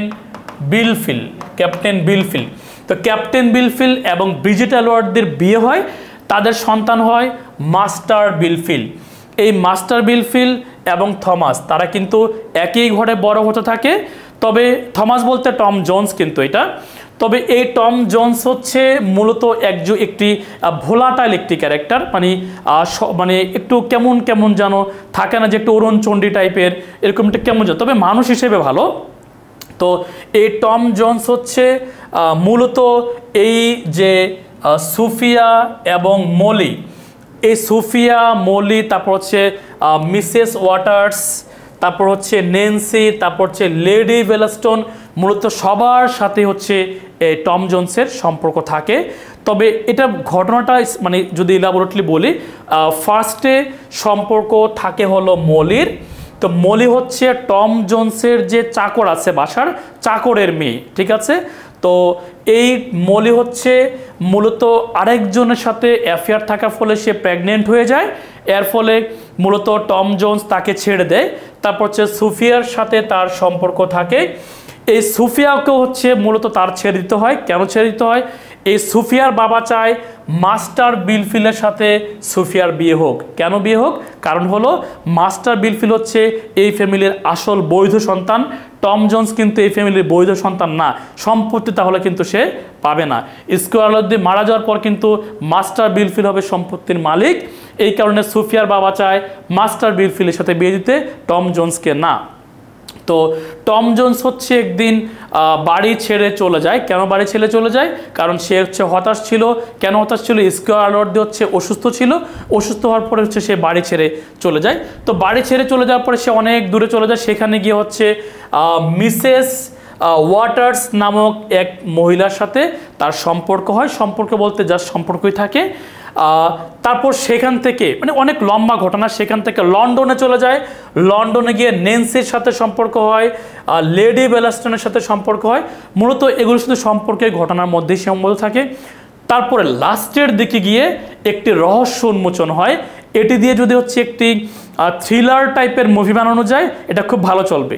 কেন ভালো চলবে আপনাদেরকে হচ্ছে আমি মূলত মজার বিষয়টি হলো একেবারে শেষের দিকে গিয়ে জানা যায় যে এই মিস্টার টম জোন্স, একেবারে লাস্টে গিয়ে জানা যায় এই মিস্টার টম জোন্সের মা হচ্ছে জেনি জোন্স না, মূলত তার মা হচ্ছে ব্রিজিট আলওয়ার্দি। ব্রিজিট আলওয়ার্দি, কিন্তু এটা হচ্ছে ব্রিজিট আলওয়ার্দি প্রকাশ করতে চায় না, কারণ তার দাদা স্কো আলওয়ার্দি হচ্ছে সে মাইন্ড করতে পারে বা রেগে যেতে পারে, রেগে গিয়ে হচ্ছে বোনকে মানে হচ্ছে ছেড়ে দিতে পারে। এটা হচ্ছে মেইন ফ্যাক্টর। তো এই যে মিসেস ওয়াটার্স, এই মিসেস ওয়াটার্স হচ্ছে আবার কিন্তু এই জেনি জোন্সের একটি ছদ্ম ক্যারেক্টার। তো এগুলো আপনারা হচ্ছে একটি ক্লাসে এই বিষয়টাকে শেষ করা সম্ভব হবে না। আমি বারবার বলছি আপনারা বই থেকে একটু সামারিগুলো পড়বেন বা ইউটিউব থেকে বা মূল বইটা যদি পড়তে পারেন। মূল বইটা পড়াটা বোকামি হবে, কারণ এত বড় বই হচ্ছে পড়ে আপনি অ্যাকচুয়ালি শেষ করতে পারবেন না বা আপনার পক্ষে সম্ভব হবে না, উচিত হবে না, আপনার টাইম কিল হবে। সামারিগুলো একটু ইউটিউব থেকে দেখে নেবেন অথবা বই থেকে সামারিগুলো জাস্ট দেখে নেবেন। এখান থেকে আমরা হচ্ছে চারটা সাহিত্যকর্ম পড়ব।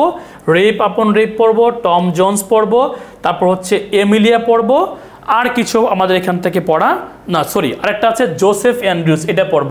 এই চারটা পড়ে নিব আমরা, rape upon rape, Tom Jones, Emilia এবং জোসেফ অ্যান্ড্রিউস। এই চারটা আমরা পড়ে নিলে আমাদের এই টপিকটা সুন্দরভাবে শেষ হবে। এরপরে আমরা যাব হলো আমাদের পরবর্তী আরেকটিতে, সেটা হলো অলিভার গোল্ড স্মিথ। অত বেশি মেজর ইম্পর্টেন্ট না, পরীক্ষাতে আসলে সর্বোচ্চ 4 নাম্বারটা আসতে পারে। আর এই যে তার কোটেশন অনেক গুরুত্বপূর্ণ, handsome is that handsome does, অনেক অনেক সুন্দর। এটা সামারির জন্য কয়েকটা ইউটিউব চ্যানেল সাজেস্ট করবেন ভাইয়া? অনেক ইউটিউব চ্যানেল আছে সামারির জন্য, অনেক ইউটিউব চ্যানেল আছে। আমি আপনাদেরকে আগামী ক্লাসে সাজেস্ট করে দিব, কারণ আমি তো এই জিনিসগুলো খেয়াল করি না যে আসলে কোনটা কি দেখছি। ওকে, ঠিক আছে। সামারির জন্য আমি আপনাদেরকে আগামী ক্লাসে কিছু ইউটিউব চ্যানেল সাজেস্ট করে দেবো, ঠিক আছে? অবশ্যই স্টাডি করবেন, অবশ্যই আপনাকে সামারিগুলো স্টাডি করতে হবে। শুনেন, এক লাইন পড়ে হ্যামলেট লিখেছেন কে? William Shakespeare. এটা পড়া হইতে পারে না, এটা কখনই পড়ার ভিতরে পড়তে পারে না। উইলিয়াম শেক্সপিয়ারের হ্যামলেট আপনাকে স্টাডি করতে হবে, অন্তত পক্ষে আপনার সামারিটা স্টাডি করতে হবে আপনার নিজে স্যাটিসফাইড হওয়ার জন্য, যে আমি পড়ছি, কি পড়ছি, লাইন একটা পড়তেছি, সো একটু এটা পড়া হইতে পারে, এটা পুরোটা গাঁজাখুরি একটা বিষয়, অন্ততপক্ষে আপনাকে স্টাডি করতে হবে। ওকে, তারপরে আমরা অলিভার গোল্ড স্মিথ ডান হয়ে গেল। থমাস গ্রে অনেক গুরুত্বপূর্ণ, অনেকবার পরীক্ষাতে আসছে। দেখেন 36 বিসিএসে আসছে, আবার 37 বিসিএসে আসছে, একই বিষয় দুইবার আসছে। থমাস গ্রেকে একজন গ্রেভিয়ার্ড পোয়েট বলা হয়। থমাস গ্রেকে কেন গ্রেভিয়ার্ড পোয়েট বলা হয়ে থাকে? গ্রেভিয়ার্ড পোয়েট বলার কারণ হলো অ্যাকচুয়ালি তিনি গ্রেভ নিয়ে বা মানুষের যে মৃত্যু, এটাকে নিয়ে তিনি চিন্তা ভাবনা করেন। তিনি চিন্তা করেন সন্ধ্যা হয়ে গিয়েছে, অন্ধকার হবে, এখন আমরা তো একদিন হচ্ছে এইভাবে কবরে চলে যাব, কবরে থাকব, আমরা হচ্ছে এখন বসবাস করছি, এখন কিছুদিন পরে না থাকতে পারি। এই গ্রেভ নিয়ে হচ্ছে তিনি চিন্তা ভাবনা বা তার এই যে আলোচনাটা আছে, elegy written in a country churchyard, এগুলির মধ্যে এই বিষয়গুলো ফুটে এসেছে। এই কারণে তাকে হচ্ছে মূলত গ্রেভিয়ার্ড পোয়েট বলা হয়ে থাকে। এখান থেকে আর কিছু পড়া দরকার নাই, শুধু এখান থেকে আমরা পড়ব elegy written in a country churchyard, আরেকটি হলো তাকে মূলত গ্রেভিয়ার্ড পোয়েট বলা হয়ে থাকে। আরেকটি বিষয় পড়ব, সেটি হলো তার থেকে কোটেশন আসে, অনেক গুরুত্বপূর্ণ। আপনারা একটা কোটেশন জানেন, full many a flower is born to blast the unseen, অনেক গুরুত্বপূর্ণ, পরীক্ষাতে অনেকবার আসছে। চলেন আমরা একটু কোটেশনগুলোকে চেক করি। কোটেশন, তার দুটা কোটেশন সবচেয়ে বেশি গুরুত্বপূর্ণ, 1 and 2 আসবেই, 1 and 2 আসবেই। এই দুটাই বিগত বছরে বিসিএসে আসছে, অথবা গ্রামারের পার্টে এই দুটা বিষয় থাকে। Full many a flower is born to blast unseen, এটার অর্থ হলো অনেক ফুল ফুটে, অনেক ফুল ফোটে, এর মধ্যে একটি ফুল প্রস্ফুটিত হয়, অর্থাৎ সকল ফুল প্রস্ফুটিত হতে পারে না, সবাই সফল হতে পারে না। আর 2 নম্বরটা হলো হোয়ার ইগনোরেন্স ইজ ব্লিস, যেখানে অজ্ঞতাই হচ্ছে আশীর্বাদ, যেখানে অজ্ঞতাই হচ্ছে আশীর্বাদ, সেখানে আপনি ফুল হওয়াটা বা বোকা হওয়াটাই হচ্ছে আপনার জন্য বুদ্ধিমানের কাজ। মনে করেন আপনি এমন একটি এলাকাতে গেলেন যেখানে একেবারে 0% শিক্ষার হার, আপনি সেখানে গিয়ে হচ্ছে উইলিয়াম শেক্সপিয়ারের হ্যামলেট পড়াচ্ছেন, সো ওরা তো এটা বুঝবে না। সো এখানে যেখানে অজ্ঞতা হচ্ছে আশীর্বাদ, সেখানে হচ্ছে it is folly to be wise, ঠিক আছে, সেখানে হচ্ছে আমাদের একেবারেই জ্ঞানী হওয়াটা বোকামি হবে। তারপর আমরা যাব হচ্ছে the paths of glory lead but to grave. Glory মানে অহংকার, অর্থাৎ অহংকার পতনের মূল, অহংকার মৃত্যু ডেকে আনে, অহংকার হচ্ছে কবরে নিয়ে যায়, ঠিক আছে। পরীক্ষাতে এটা আসে না, পরীক্ষাতে 1 and 2 এই দুইটা আসে। ওকে, মোটামুটি ডান। এবার আমরা যাব হচ্ছে আমাদের পরবর্তী আরেকটি স্লাইডে, sir Walter Scott. Sir Walter Scott থেকে 3টি টপিক আমরা পড়াশোনা করব। আমরা আইভানহো পড়ব, পেট্রিয়টিজম পড়ব, ওয়েভারলি পড়ব। পেট্রিয়টিজম পড়ার সময় আমরা মনে রাখবো আমাদের যে ভিক্টোরিয়ান পিরিয়ডের রবার্ট ব্রাউনিং আছে, ভিক্টোরিয়ান পিরিয়ডের যে রবার্ট ব্রাউনিং আছে, তিনি লিখেছিলেন দ্য পেট্রিয়ট। এটি বিগত বিসিএস এর একটি প্রশ্ন। তাহলে পেট্রিয়টিজম এটিও কিন্তু বিগত বিসিএস এর একটি প্রশ্ন। পেট্রিয়টিজম লিখেছেন হলো sir Walter Scott, are the patriot লিখেছে হলো রবার্ট ব্রাউনিং। সো একটু কম্পেয়ার করে পড়বেন, ঠিক আছে, একটু কম্পেয়ার করে করবেন। যেমন সিজার অ্যান্ড ক্লিওপেট্রা, অ্যান্টোনিয়ান ক্লিওপেট্রা, বলেন দেখি, বলেন অ্যান্টোনিয়ান ক্লিওপেট্রা কে লিখেছেন আর সিজার অ্যান্ড ক্লিওপেট্রা কে লিখেছেন, দেখি পারেন কিনা বলেন। সিজার অ্যান্ড ক্লিওপেট্রা কে লিখেছেন, অ্যান্টোনি অ্যান্ড ক্লিওপেট্রা কে লিখেছেন। একটু এভাবে একটু কম্প্যারিজন করে পড়লে এই বিষয়গুলো আমাদের ভালো মনে থাকে। দেখি বলতে পারেন কিনা বলেন। সিজার অ্যান্ড ক্লিওপেট্রা কে লিখেছেন, আর কিছু বলা দরকার না, বলেন সিজার অ্যান্ড ক্লিওপেট্রা কে লিখেছেন, দেখি বলতে পারেন কিনা। আপনারা অনেক দুর্বল লিটারেচারে, আপনার লিটারেচার অনেক দুর্বল, অনেক অনেক দুর্বল, নো প্রবলেম, জাস্ট যতটুকু পড়াচ্ছে এতটুকু পড়েন, এর বাইরে যাবেন না, এর ভিতর ডিপে যাবেন না, ডিপে গেলে ধরা খাবেন, ডিপে গেলে অনেক টাইম কিল হবে আপনার। ওকে, পেট্রিয়টিজম, পেট্রিয়টিজম, পেট্রিয়টিজম বানানটা হচ্ছে মিস্টেক আছে, পেট্রিয়টিজম হবে, পেট্রিয়টিজম, পেট্রিয়টিজম দেশপ্রেম যেটা, বলেন। ওকে, আপনারা আসলে অনেক দুর্বল, কি বলেন? এক্স্যাক্টলি, এবার ঠিক আছে, সামিহা রহমান ঠিক আছে। এবার জর্জ বার্নার্ড শ, অনেক বিখ্যাত একজন নাট্যকার, উইলিয়াম শেক্সপিয়ারের পরে অনেক বিখ্যাত একজন নাট্যকার হলো জর্জ বার্নার্ড শ। আপনারা একেবারে স্টাডি করেন নাই, নো প্রবলেম, যতটুকু পড়াচ্ছে এগুলো একটু ভালো করে স্টাডি করবেন, হ্যাঁ, একটু বারবার এগুলো ঘাটাঘাটি করবেন, বারবার রিপিটেডলি ক্লাসটা দেখবেন, ঠিক আছে। ওকে, তাহলে স্যার ওয়াল্টার স্কট থেকে আমরা হচ্ছে আইভানহো, পেট্রিয়টিজম, ওয়েভারলি এই তিনটাই পড়ব। আর যেটা বলছিলাম যে অ্যান্টোনিয়ান ক্লিওপেট্রা হচ্ছে আমাদের উইলিয়াম শেক্সপিয়ার, আর সিজার অ্যান্ড ক্লিওপেট্রা হচ্ছে জর্জ বার্নার্ড শ। একটু কম্পেয়ার করে পড়বেন, patriotism, the patriot, rape upon rape, the rape of the lock, এভাবে একটু কম্পেয়ার করে পড়বেন, সো দ্যাট এগুলো ভালোভাবে মনে থাকে। এবার আমরা চলে যাব আরেকজন, সেটি হলো আপনারা জানেন যে আমাদের মিস্টার রুশো, তাই না? রুশো আপনারা জানেন যে সে হচ্ছে একজন ফ্রেঞ্চ রেভলিউশন বা ফরাসি বিপ্লবের একজন মানে কর্মী বা পায়োনিয়ার বা অগ্রদূত বলতে পারেন। তো তার এখানে মূলত পরীক্ষাতে যেটি আসে সেটি আসে হলো এটি আসে পরীক্ষাতে, যে man is born free but everywhere he is in change, অর্থাৎ মানুষ হচ্ছে জন্মগতভাবে শিকল ছাড়া বা চেইন ছাড়া একেবারে কোনো কিছু ছাড়াই সে জন্মগ্রহণ করে, বাট জন্মগ্রহণ করার পরে সে পেট থেকে বের হওয়ার পরেই সে হচ্ছে শিকলে আবদ্ধ হয়ে যায়। কত সুন্দর একটি কথা, প্রতিটি কোটেশন অনেক অনেক মজা পাবেন যদি আপনি একটু ফিল করতে পারেন এদেরকে। তারপর পেশেন্স ইজ বিটার, মানে ধৈর্য হচ্ছে অনেক কষ্টের, বাট এটার ফলাফল অনেক মধুর।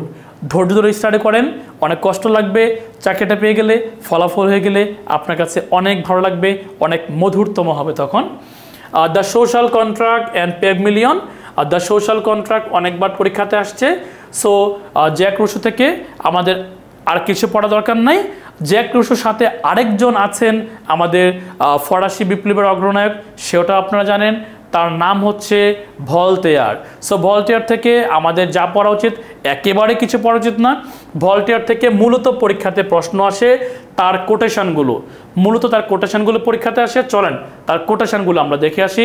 কোটেশন হচ্ছে, এটা পরীক্ষাতে অনেকবার আসছে, এটার অর্থ হলো যদি এই মহাজগতে স্রষ্টা না থাকেন, যদি এই মহাজগতে গড এক্সিস্ট না করেন, আমাদের দরকার হতো গডকে মানে খুঁজে বের করা, আমাদের দরকার হতো গডকে খুঁজে বের করা।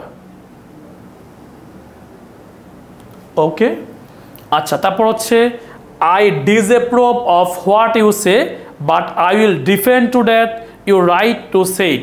দেখেন এই যে 2 নাম্বারটা দেখেন, I disapprove of what you say but I will defend to that you right to say, এটা অর্থটা আপনাকে খেয়াল করেন, মনে করেন। আচ্ছা, প্রথমটা তো বললাম, প্রথমটার অর্থ হলো স্রষ্টা যদি এক্সিস্ট না করতো আমাদের উচিত হতো বা আমরা কি করতাম, আমরা হচ্ছে মূলত তাকে খুঁজে বের করতাম যে স্রষ্টা কোথাও না কোথাও আছে, না হলে এই বিশ্ব ব্রহ্মাণ্ড কে তৈরি করেছেন আমরা খুঁজতাম তখন বের করার জন্য, যদি স্রষ্টা এক্সিস্ট না করতো বা না করে। 2 নাম্বারটার অর্থটা আমার সবচেয়ে পছন্দের অর্থ, সেটা হলো আপনি আওয়ামী লীগ বিএনপি যাই করেন, আপনাকে হচ্ছে আমি কথা বলার অধিকার দিব, কিন্তু আপনার কথার সাথে আমি একমত হব না, সেটা আমার অধিকার। আপনি বলেন এটা, হ্যাঁ ঠিক আছে, আপনি বলতেই পারেন, আপনার বলার অধিকার আছে, আপনার বলার অধিকার আছে, কিন্তু আমি একমত না। কিন্তু আপনার বলার অধিকার দেওয়ার জন্য আমি মৃত্যুবরণ করতে পারি। আপনি বলবেন, মিথ্যা কথাটাই বলবেন, আমি সেই মিথ্যা কথাটা বলার জন্য হচ্ছে আমি জীবন পর্যন্ত দিতে পারি, কারণ সেটা আপনার অধিকার, কিন্তু আমি একমত নাও হইতে পারি আপনার কথার সাথে। কত সুন্দর দেখেন, I disapprove of what you say, আপনি যা বলেন আমি সেটা ডিসঅ্যাপ্রুভ করতে পারি, বাট আমি মৃত্যু পর্যন্ত বরণ করতে পারি আপনার বলার যে অধিকার আছে সে অধিকারের জন্য। এখান থেকে আর কোনো কিছু আসে না, এই 2টা পড়া দরকার নাই। Common sense is not so common, common sense অত বেশি কমন না। Prejudice is the reason of fools, prejudice is the reason of fools, মানে বোকাদের কারণে হচ্ছে কি মূলত কুসংস্কার বা প্রিজুডাইস। এখান থেকে আমরা 2টা পড়বো, অনেকবার আসছে, এর বাহিরে প্রশ্ন একেবারেই আসবে না বা আসা উচিত হবে না। চলেন আমরা এবার চলে যাব আমাদের একেবারে লাস্ট পার্টে। আমি আপনাদের জন্য 50টি প্রশ্ন মূলত একেবারে বেছে বেছে 50টি প্রশ্ন রেখেছি, যে প্রশ্নগুলো পরীক্ষাতে আসবেই বা আসতে পারে বা এইভাবেই পরীক্ষাতে প্রশ্নগুলো আসে, এর বাইরে আসার কথা না। আপনারা যে কাজটা করবেন, পরীক্ষার আগে আপনারা এই টপিকের এই 50টা কোশ্চেন দেখে যাবেন, কারণ আপনি তো স্টাডি করার জন্য অনেক টাইম পাবেন না পরীক্ষার আগের রাতে। পরীক্ষার আগের রাতে যদি আপনি লিটারেচার পড়েন, শুধু কোশ্চেন সলভিংগুলো দেখে যাবেন, ঠিক আছে? চলেন তাহলে আমরা কোশ্চেন সলভিংয়ে যাই। অ্যাপসালম অ্যান্ড একিটোফেল, এটা আপনারা অলরেডি জানেন যে অ্যাপসালম অ্যান্ড একিটোফেল হচ্ছে আমাদের একেবারে প্রথম যে পিরিয়ড আছে, আমাদের প্রথম যে পিরিয়ড রেস্টোরেশন পিরিয়ড, যার নামে করা হয়েছে জন ড্রাইডেন, তার নামে এটি করা হয়েছে, ঠিক আছে? তাহলে আমরা চলে যাব আমাদের পরবর্তী স্লাইডে। জন ড্রাইডেন কিন্তু মূলত রেস্টোরেশন পিরিয়ডের জন্য, এবং মূলত অ্যাপসালম অ্যান্ড একিটোফেল তিনি আরেকটা লিখেছিলেন, আপনাদের খেয়াল আছে? বলেন জন ড্রাইডেন কোনটি লিখেছিলেন, বলেন অল ফর লাভ নাকি লাভ ফর লাভ, দেখি বলেন জন ড্রাইডেন কোনটি লিখেছিলেন, অল ফর লাভ নাকি লাভ ফর লাভ, দেখি বলতে পারেন কিনা? জন ড্রাইডেন কোনটি লিখেছিলেন, অল ফর লাভ, আর লাভ ফর লাভ লিখেছিলেন কে? উইলিয়াম কনগ্রিভ, যিনি কমেডি অফ ম্যানার্সের জনক। ওকে, তাহলে আমরা চলে যাব পরবর্তী আরেকটি প্রশ্নে, সেটি হলো হুডিভার্স রিটেন বাই স্যামুয়েল বাটলার। এটি মূলত কি? আমি আপনাদেরকে বলেছিলাম যে এটি মূলত হচ্ছে একটি স্যাটারিক পোয়েম, তাই না? এটা অলরেডি আপনারা জানেন যে এটি হচ্ছে মূলত একটি স্যাটারিক পোয়েম। তো স্যামুয়েল বাটলারের সবচেয়ে গুরুত্বপূর্ণ সাহিত্যকর্ম এইটা, যে হুডিভার্স, এটার প্রটাগনিস্ট সে নিজেই এবং সে একজন যোদ্ধা। এটা হচ্ছে একটা স্যাটায়ার টাইপের একটা কবিতা। চলে যাব হচ্ছে নাম্বার 3-তে, সেটি হলো Samuel Johnson is a writer of. আপনারা কিন্তু জানেন যে স্যামুয়েল জনসন অনুসারে মূলত একটি যুগের নামকরণ করা হয়েছে, জনসন অনুসারে একটি যুগের নামকরণ করা হয়েছে, সেটি হলো 3 নাম্বার যুগটি, the age of sensibility, the age of sensibility, অর্থাৎ উত্তর হচ্ছে অপশন নাম্বার সি। ওকে, এবার আমরা চলে যাব হচ্ছে which the following pieces doesn't belong to the new classical period, দেখি বলতে পারেন কিনা? নিউ ক্লাসিক্যাল পিরিয়ডে কোনটি বিলং করে না? নিউ ক্লাসিক্যাল পিরিয়ডে কোনটি বিলং করে না? অলরেডি আমরা জানি যে গলিভার্স ট্রাভেলস হচ্ছে জনাথন সুইফটের, এটি নিউ ক্লাসিক্যাল পিরিয়ডের। অ্যান এসে অন ক্রিটিসিজম, এটিও নিউ ক্লাসিক্যাল পিরিয়ডের। অল ফর লাভ, এটিও কিন্তু নিউ ক্লাসিক্যাল পিরিয়ডের। কিন্তু আমরা জানি ভোলপনে এটি হচ্ছে কার বলেন, বলেন ভোলপনে কার বলেন দেখি, ভোলপনে কার বলেন দেখি পারেন কিনা, এবং কোন যুগের বলেন দেখি। এক্স্যাক্টলি হ্যাঁ কি লিখে, ভালো লিখেছেন, ভেরি গুড। ভোলপনে কার বলেন, ভোলপনে হচ্ছে ব্যান জনসনের, যেটা কিনা হচ্ছে রেনেসা পিরিয়ডের, ব্যান জনসন রেনেসা পিরিয়ডের, ঠিক আছে। ওকে, চলে যাব হচ্ছে পরবর্তী স্লাইডে। পরবর্তী স্লাইডে যেটি আছে, Tom Jones by Henry Fielding was first published in, এটি 23তম বিসিএসে আসছিল। আপনাদেরকে আমি বলেছি যে এই কোশ্চেনের বা হেনরি ফিল্ডিংয়ের জন্মসালটি আমি কেন লিখে দিয়েছি, there is a reason, because এই কোশ্চেনটি এভাবে পরীক্ষাতে আসে এবং এভাবেই পরবর্তী বছর যখন আসবে আবার এইভাবেই আসবে যে 18 শতাব্দীর প্রথম শতাব্দীতে হেনরি ফিল্ডিংয়ের জন্ম ছিল। এই কারণে হচ্ছে আমরা মূলত তার নামটি, তার যে জন্মসাল বা মৃত্যুসালটি আমরা জেনে নিয়েছি, অর্থাৎ এটার উত্তর হলো the first half of the 18th century. আমরা এরপরে চলে যাব সলিচুড সামটাইমস ইজ বেস্ট সোসাইটি। আপনাদেরকে খেয়াল আছে, আপনাদের খেয়াল আছে আমি 5টির কথা বলেছিলাম, better to reign in hell than serve in heaven, তারপর চাইল্ডহুড শোজ দ্য ডে, তাই না, childhood shows the morning as কি যেন বলেন, খেয়াল আছে আপনাদের, solitude sometimes is best society, বলেন বলেন বলেন কে এটা, রাইট। ওকে, সো এটা হচ্ছে জন মিল্টন বা আমাদের এপিক পোয়েটের। তারপর চলুন আমরা পরবর্তীতে যাই, the prose satire A tell of a Tub, এটা আপনারা অলরেডি জানেন যে টেল অফ এ টাফ কে লিখেছেন বলেন দেখি। খেয়াল আছে আপনাদের, গেলিভার্স ট্রাভেলস, তারপর হচ্ছে টেল অফ এ টাফ, তারপর হচ্ছে মডেস্ট প্রপোজাল, খেয়াল আছে আপনাদের এ মডেস্ট প্রপোজাল, তাই না, খেয়াল আছে দ্য ব্যাটল অফ বুকস, খেয়াল আছে আপনাদের The battle of Books, A modest proposal, A tell of Tub, তারপর গেলিভার্স ট্রাভেলস, কে লিখেছেন এগুলো, এগুলো লিখেছেন হচ্ছে আমাদের ফেমাস স্যাটারিস্ট জনাথন সুইফট। তারপর the play she stoops to conquer is written by, আমি আপনাদেরকে বলেছিলাম যে এইটি শুধু তার একমাত্র একটি পড়লেই হবে, তার বাকি সবগুলো পড়া দরকার নাই, এটা বলেছিলাম আপনাদেরকে, বরং একটি দিয়েছিলাম যে শুধু এটাই পড়বেন, কারণ এটাই বিগত বছর পরীক্ষাতে আসছিল এবং এটাই হচ্ছে বেশি দেখা যায় যদি তার থেকে পরীক্ষাতে প্রশ্ন আসে, শুধু একটি, সেটা হলো অলিভার গোল্ডস্মিথ, যিনি একজন আইরিশ সাহিত্যিক, আয়ারল্যান্ডে তার জন্ম, অলিভার গোল্ডস্মিথ। চলেন তাহলে আমরা এবার পরেরটিতে যাই, Alexander Pope is the most famous poet of which age, বলেন আলেকজান্ডার পোপের নাম অনুসারে কিন্তু একটি সাহিত্য যুগের নামকরণ করা হয়েছে, সেই যুগটি কিন্তু অলরেডি আপনারা জানেন, দেখি বলতে পারেন কিনা, দেখি বলতে পারেন কিনা, কমেন্ট করতে থাকেন। ওকে, কাউসার হোসেন বি বলছেন, লাবণী, ট্রিনা সবাই বি বলছেন, এক্স্যাক্টলি সেটির নাম হচ্ছে অগাস্টান পিরিয়ড। সো আমরা এবার চলে যাব পরবর্তী আরেকটি প্রশ্নে, সেটি হলো which of the following is not a character from Daniel Defoe's Robinson Crusoe. খুব ভালো একটি প্রশ্ন, যে রবিনসন ক্রুসোর যে সাহিত্যকর্ম ড্যানিয়েল ডিফোর যে সাহিত্যকর্ম রবিনসন ক্রুসো আছে, এর ক্যারেক্টার কোনটি নয়। ওকে, তাহলে রবিনসন ক্রুসো আমরা জানি আছে নিজেই সে প্রোটাগনিস্ট এবং হচ্ছে জুরি আছে, ফ্রাইডে আছে, তাহলে বলেন ব্যারন ব্যারন কোন সাহিত্যিকের ক্যারেক্টার, বলেন ব্যারন কোন সাহিত্যিকের ক্যারেক্টার বলেন দেখি, ব্যারন কোন সাহিত্যিকের ক্যারেক্টার, ব্যারন কোন সাহিত্যিকের ক্যারেক্টার, ব্যারন কোন সাহিত্যিকের ক্যারেক্টার দেখি বলতে পারেন কিনা।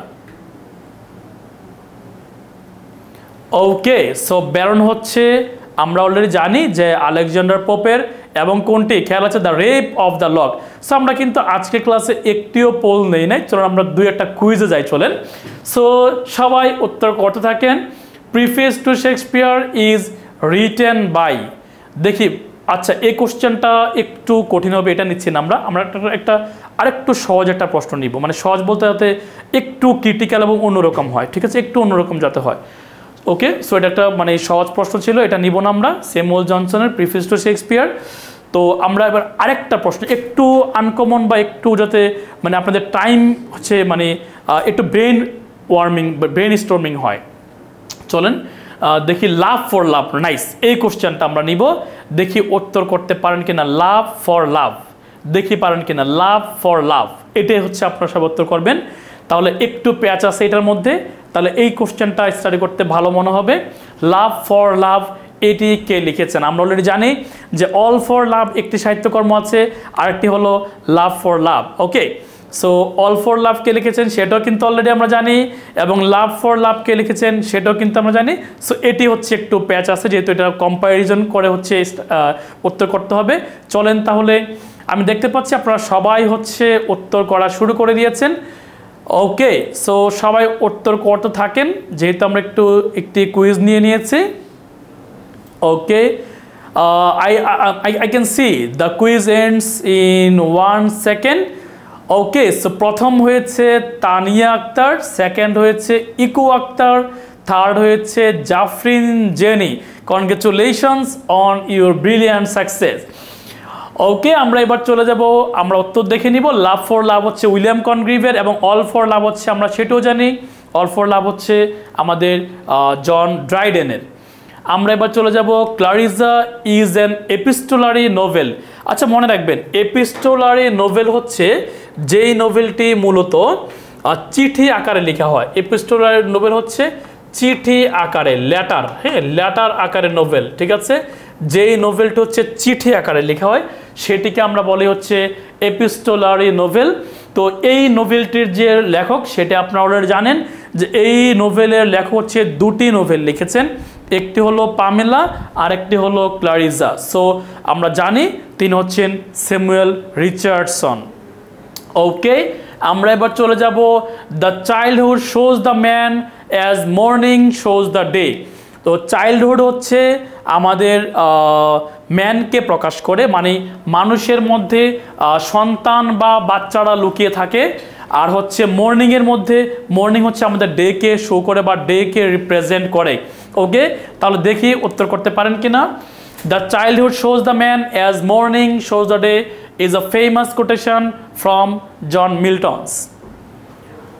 ওকে, সো এটা আপনারা জানেন অলরেডি। দেখেন, এটা কিন্তু জন মিল্টন বলা হয় নাই, বলা হয়েছে কি জন মিল্টনের কোনটি থেকে নেওয়া হয়েছে। Okay, better to reign in hell than serve in heaven, ওটি ছিল প্যারাডাইজ লস্টের, আর এটি হলো প্যারাডাইজ রিগেইনড থেকে নেওয়া হয়েছে। আমরা চলে যাব তাহলে পরবর্তী আরেকটি প্রশ্ন, সেটি হলো দ্য ট্র্যাজেডি অল ফর লাভ। একটু আগে মাত্র আপনাদেরকে এই প্রশ্নটা দিয়েছিলাম যে লাভ ফর লাভ হলো উইলিয়াম কনগ্রিভের, আর অল ফর লাভ হলো সেটাও কিন্তু আপনারা জানেন। অল ফর লাভ কার বলেন? অল ফর লাভ হচ্ছে আমাদের যে রেস্টোরেশন এজ আছে জন ড্রাইডেনের নামকরণ অনুসারে করা হয়েছে, বা তিনি হচ্ছেন প্রধান সাহিত্যিক, ওইটার নামকরণ অনুসারে জন ড্রাইডেন। তাহলে আমরা চলে যাব পরবর্তী আরেকটি প্রশ্নে, the pilgrim progress written by John Bunyan. বলেন এটি কি ছিল?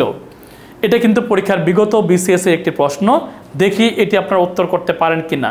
পিলগ্রিম প্রগ্রেসটা এটি কিন্তু হচ্ছে কি ছিল বলেন দেখি, একটি দেখি উত্তর করতে পারেন কিনা। অরিজিৎ বিশ্বাস, মোহাম্মদ নাজমুস না, ওকে, মারি না, ঠিক আছে, ভেরি গুড। ওকে, একটু কঠিন। ওকে, সো আমি আপনাদেরকে বলে দিই, এটি উত্তর হচ্ছে এলিগরি প্রোজ। এলিগরি প্রোজ মানে আপনারা জানেন যে রূপক একটি গদ্য, এটি দ্য পিলগ্রিম প্রগ্রেস জন বুনিয়ানের রূপক একটি গদ্য। আমরা এবার চলে যাব পরবর্তী আরেকটি প্রশ্ন, সেটি হলো এ মডেস্ট প্রপোজাল। এটা আপনারা জানেন অলরেডি, আমি আপনাদেরকে 4টি সাহিত্যকর্ম বারবার বলছি। The battle of Books, A modest proposal. কি বলেন দেখি? খুবই সহজ কিন্তু, তাই না? উত্তর হচ্ছে অপশন নাম্বার বি, যেটি আমরা বলতে পারি জনাথন সুইফটের the a modest proposal. Okay, so আমরা চলে যাব পরবর্তী আরেকটি প্রশ্নে। এলিজি 36 বিসিএসে আসছিল, 37 বিসিএসে আসছিল, 36ও আসছিল এবং 37ও আসছিল, রিপিটেড হয়েছে প্রশ্নটি, দুটি বিসিএসে একটা না আসছে। Elegy written in a country churchyard is a famous poem written by. সেগুলো খেয়াল করবেন, এটা কি ছিল? এটা একটা পোয়েম ছিল, কারণ আমরা জানি এটি লিখেছেন থমাস গ্রে। থমাস গ্রেকে বলা হয় গ্রেভিয়ার্ড পয়েট। থমাস গ্রেকে কি বলা হয়? গ্রেভিয়ার্ড পয়েট বলা হয়। Okay, so the next question, the Dunciad. আপনাদেরকে বলেছিলাম যে ওই সাহিত্যিক এর মধ্যে ডান্সিয়ার্ডটি পরীক্ষাতে আসে। বলেন দেখি এটি পারেন কিনা, বলেন দেখো উত্তর কি হবে। দ্য ডান্সিয়ার্ড কে লিখেছেন বলেন, পারার কথা। ওকে, আমি দেখতে পাচ্ছি জাফরিন লিখেছেন ডি, অরিজিৎ বিশ্বাস লিখেছেন এ, বাকিরা উত্তর করেন দেখি। নিউ ইউজার লিখেছেন পোপ, ইতিকণা লিখেছেন ডি, কাউসার হোসেন লিখেছেন ডি। কি পারার কথা না এটা? এটা তো পারার কথা ছিল আপনাদের, কারণ তিনি তো বিখ্যাত একজন সাহিত্যিক। ওকে, সো এটি হচ্ছে লিখেছেন আলেকজান্ডার পোপ। এটা কিন্তু আপনাদেরকে হচ্ছে আমি দাগিয়ে দিয়েছিলাম যে দ্য ডান্সিয়ার তার থেকে পরীক্ষাতে আসে। চলেন তাহলে আমরা আরেকটি প্রশ্ন যাব। হু wrote the play the way of the world? এটি আসছে হলো 44 BCS-এ, 44 BCS-এ আসছে এটি। সো পরীক্ষাতে এটা কিন্তু আবার রিপিট হতে পারে অথবা অন্যভাবেও কিন্তু আসতে পারে, ঠিক আছে? ওকে, তাহলে আমরা যাব the way of the world, এটাকে লিখেছেন সেটিও কিন্তু আমরা জানি। The way of the world লিখেছেন হচ্ছে উইলিয়াম কনগ্রিভ। আপনারা আমাকে বলেন উইলিয়াম কনগ্রিভকে কি বলা হয়, মানে কিসের জনক বলা হয়, দেখি বলতে পারেন কিনা। উইলিয়াম কনগ্রিভকে কি বলা হয় বা কিসের জনক বলা হয়ে থাকে বলেন দেখি। উইলিয়াম কনগ্রিভকে কিসের জনক বলা হয়ে থাকে বলেন দেখি। এক্স্যাক্টলি, নিউ ইউজার লিখেছেন comedy of manners, comedy of, Masum লিখেছেন comedy of manners, very good, comedy of manners বলা হয়ে থাকে। পরের প্রশ্ন, better to reign in hell than serve in heaven, who wrote this? কে লিখেছেন সেটা আমরা খুবই ভালোভাবে জানি। এটা আমাদের একেবারেই হচ্ছে টাইম নেওয়া উচিত নয়। এটা হচ্ছে জন মিল্টন। এটা বলেছে কে? বলেছে হচ্ছে শতান, তাই না? এবং শতান কোথায় তো কিসে বলেছে? বলেছে হচ্ছে প্যারাডাইজ লস্টে। তারপর of the following authors who wrote an epic, epic কে লিখেছেন সেটিও আমরা জানি, কারণ আমরা জানি জন মিল্টনকে একজন মহাকাব্যিক বা এপিক পয়েট বলা হয়ে থাকে। সো উত্তর হচ্ছে আমাদের জন মিল্টন। আমরা এবার চলে যাব পরবর্তী আরেকটি প্রশ্নে। Who wrote the picaresque novel title Tom Jones? Okay okay, চলেন দেখি এটা উত্তর করেন। এই প্রশ্নটি টম জোন্স আমার কাছে কেন যেন ভালো লাগে, আমার এটি খুবই মানে পছন্দের একটি সাহিত্যকর্ম, কারণ টম জোন্সের যে মানে পিতৃহীনতা এইসব বিষয়গুলো, বিভিন্ন মেয়ের সাথে হচ্ছে রিলেশন, অ্যাফেয়ার টেফেয়ার, মানে এটা পরে এক কথা হচ্ছে মানে আমি মজা পেয়েছি। ওকে, সো উত্তর হচ্ছে বলেন দেখি এটা উত্তর কি? সবাই লিখছেন option C, very good very good. So উত্তর হচ্ছে হেনরি ফিল্ডিং। বলেন খেয়াল আছে আপনাদের হেনরি ফিল্ডিংকে কি বলা হয় বলেন দেখি। খেয়াল আছে আপনাদের হেনরি ফিল্ডিংকে কিসের জনক বলা হয় বলেন।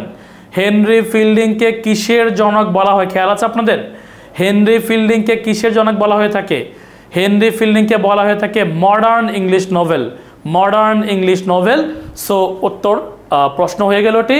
Who is not a Victorian poet? বলেন নিচের কোন ব্যক্তি ভিক্টোরিয়ান পয়েট না? বলেন নিচের কোন ব্যক্তি ভিক্টোরিয়ান পয়েট না? আমরা জানি Alfred Tennyson Victorian poet, Robert Browning Victorian poet, Matthew Arnold Victorian poet এবং আলেকজান্ডার পোপ তিনিও কিন্তু একজন মক হিউরিক পয়েট। এবং এই মক হিউরিক পয়েট হচ্ছে কোন যুগের?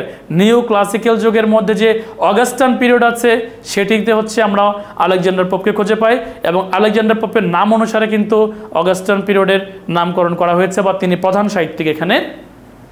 ওকে, সো আমরা যাব পরবর্তী আরেকটি প্রশ্নে, সেটি হলো Alexander popes essay on man. এটা আসছে 44 BCS-এ। আপনাদেরকে আমি বলেছি যে 44 BCS-এ আলেকজান্ডার পোপের এসে অন ম্যান এই সাহিত্যকর্মটি আসছে এবং এই সাহিত্যকর্মটি মূলত কোন ধরনের সাহিত্যকর্ম সেটিও কিন্তু পরীক্ষাতে আসছে। সো এটি হলো একটি পোয়েম টাইপের সাহিত্যকর্ম। ওকে, সো আমরা যাব পরবর্তী আরেকটি প্রশ্নে, সেটি হলো The rape of the Lock by Alexander Pope is. বলেন আলেকজান্ডার পোপের রেপ অফ দ্য লকটি কী ছিল বলেন তো? এটি কি কোনো সাধারণ পোয়েম ছিল? সাধারণ পোয়েম না, এটি ছিল কি মকারি টাইপের একটা পোয়েম ছিল। কারণ বলা হয়েছে চুলের যে লক বা চুলের যে বেনি এটাকে কর্তন করা হয়েছে, মানে রেপ করা হয়েছে বা হরণ করা হয়েছে। এইসব নিয়ে হচ্ছে মকারি করেছিলেন সমাজে বিভিন্ন তুচ্ছ তুচ্ছ বিষয়গুলো নিয়ে, সেটাকে আমরা বলছি মক হিরোইক পোয়েম। এরপরে আমরা যাব হলো আমাদের পরবর্তী আরেকটি প্রশ্নে, সেটি হলো who is the most famous satirist in English literature? অনেকবার পরীক্ষাতে আসছে সবচেয়ে বেশি ফেমাস স্যাটারিস্ট কে? এটাও আমরা জানি, আমরা অলরেডি তাদের নামগুলো বলেছি, the battle of the books, A modest proposal, A tell of a tub, Gulliver's travels. So এটা হচ্ছে mister Jonathan Swift. Okay, so তারপর হচ্ছে আমরা যাব পরবর্তী আরেকটি প্রশ্ন, সেটি হলো প্যারাডাইজ লস্টের মূলত কি অ্যাটেম্প করেছিল? প্যারাডাইজ লস্ট মূলত কি অ্যাটেম্প করেছিল? অ্যাটেম্পটেড সে মানে মেল অ্যাটেম্পটা কি ছিল এই এপিক পয়েটের? বলেন, এই এপিক পোয়েমের কি মূলত অ্যাটেম্পশন ছিল? অ্যাটেম্পট কি ছিল বলেন দেখি। অ্যাটেম্পট ছিল মূলত গডের যে ওয়েগুলো টু ম্যান, মানুষের কাছে, টু ম্যান মানুষের কাছে, বুঝেন, মানুষেরটা গডের কাছে না, গডেরগুলো মানুষের কাছে, ঠিক আছে? গডের ওয়েগুলো হচ্ছে মানুষের কাছে, ওকে? মানে গডেরগুলো মানুষের কাছে, বাট মানুষেরগুলো এখানে বলা হয়েছে কি মানুষের ওয়েগুলো হচ্ছে গডের কাছে না, ওকে? এটা ছিল কি গডের ওয়েগুলো মানুষের কাছে পৌঁছান, ওকে? তো উত্তর হচ্ছে justify the ways of god, of god, god এর, অফ মানে কিন্তু এর, তাই না? গড এর, টু মানে কি প্রতি, কার কাছে বলেন? মানুষের প্রতি, okay? So who wrote the famous poetic line to err is human to forgive is divine? বলেন দেখি এটি কে বলেছিলেন? বলেন কে বলেছিলেন? To err is human to forgive is divine. পারার কথা, কারণ আমি আপনাদেরকে বলেছি জন মিল্টনের গুলো পড়বেন, আলেকজান্ডার পোপের গুলো পড়বেন, এগুলো একটু বেশি বেশি পরীক্ষাতে আসে, ওকে? সো এটা উত্তর হচ্ছে আলেকজান্ডার পোপ। এরপরে আমরা যাব হলো পরবর্তী প্রশ্নে, who is the composer of paradise lost? এটি খুবই বাচ্চাদের একটি প্রশ্ন, যদিও বিসিএস বিগত বছর অনেকবার আসছে। আমি আপনাদেরকে আবারও বলছি, আপনারা এই 50টা প্রশ্ন একটু ভালো করে অপশন সহ একটু স্টাডি করবেন। এগুলো কিন্তু অনেক অ্যানালাইসিস করে, বিগত বছরের কোশ্চেনগুলোকে অ্যানালাইসিস করে তৈরি করা হয়েছে। প্রশ্নগুলো আসলে এই প্যাটার্নে আসতে পারে, ওকে? সো প্যারাডাইজ লস্ট লিখেছেন জন মিল্টন, সেটি আমরা জানি। আমরা চলে যাব আরেকটি প্রশ্নে, better to reign in hell than serve in heaven. এটি কে বলেছে এবং কোথায় বলেছে? কে বলেছে বললেই হবে না, বলেছে কোথায়? প্যারাডাইজ রিগেন্ডে বলেছে, প্যারাডাইজ লস্টে বলেছে, এবং কি অ্যাডাম বলেছে নাকি শ্যাটান বলেছে? বলেন। ইয়েস, এটা হচ্ছে আমাদের মিস্টার শ্যাটান বলেছে, এবং কোথায় বলেছে বলেন? প্যারাডাইজ লস্টে বলেছে সে, এই কারণে সে প্যারাডাইজ হারিয়ে ফেলে। তারপর আমরা যাব হলো পরবর্তী প্রশ্নে, হু রোট লাইচিদাস? বলেন দেখি, এটিও তো আপনাদেরকে পড়িয়েছি, বলেন। আমি বলেছি আপনাদের লাইচিদাস পড়বেন, বলেন কে কে লিখেছে বলেন। ওকে, সো সবাই কিন্তু অলরেডি দেখছি আমি সি নাম্বার দিচ্ছেন উত্তর, এক্স্যাক্টলি, কারণ আমি আপনাদেরকে বলেছি যে প্যারাডাইজ লস্ট পড়বেন, প্যারাডাইজ হচ্ছে রিগেন্ড পড়বেন। আপনাদের কাছে ছোট একটি প্রশ্ন, বলতে পারবেন এই লাইচিদাস জন মিল্টন লিখেছেন, তার বন্ধু একজন কবি আছেন, তার বন্ধু আছেন একজন কবি, ওই কবির মৃত্যুকে নিয়ে লিখেছেন, দেখি বলতে পারেন কিনা। ওই কবির মৃত্যুকে নিয়ে তিনি এই লাইচিদাস হচ্ছে সাহিত্যকর্মটা লিখেছেন। ওয়ার্ডসওয়ার্থ না, ওয়ার্ডসওয়ার্থ না, ওয়ার্ডসওয়ার্থ না, ওয়ার্ডসওয়ার্থ হচ্ছে রোমান্টিক পিরিয়ডের, ওয়ার্ডসওয়ার্থ তো রোমান্টিক পিরিয়ডের, জন কিটস তো রোমান্টিক পিরিয়ডের। আপনারা রোমান্টিক পিরিয়ডে যাচ্ছেন কেন? রোমান্টিক পিরিয়ডে যাচ্ছেন কেন? আপনারা এই পিরিয়ডেই থাকেন, তার বন্ধু তো এই পিরিয়ডের হবে, রোমান্টিকে যাবে কেন বলেন? না, হয়নি, আপনারা কেউ পারছেন না এটি। ওকে, আমি বলে দিচ্ছি, এটা হচ্ছে এডওয়ার্ড কিং, এটা হচ্ছে Edward king.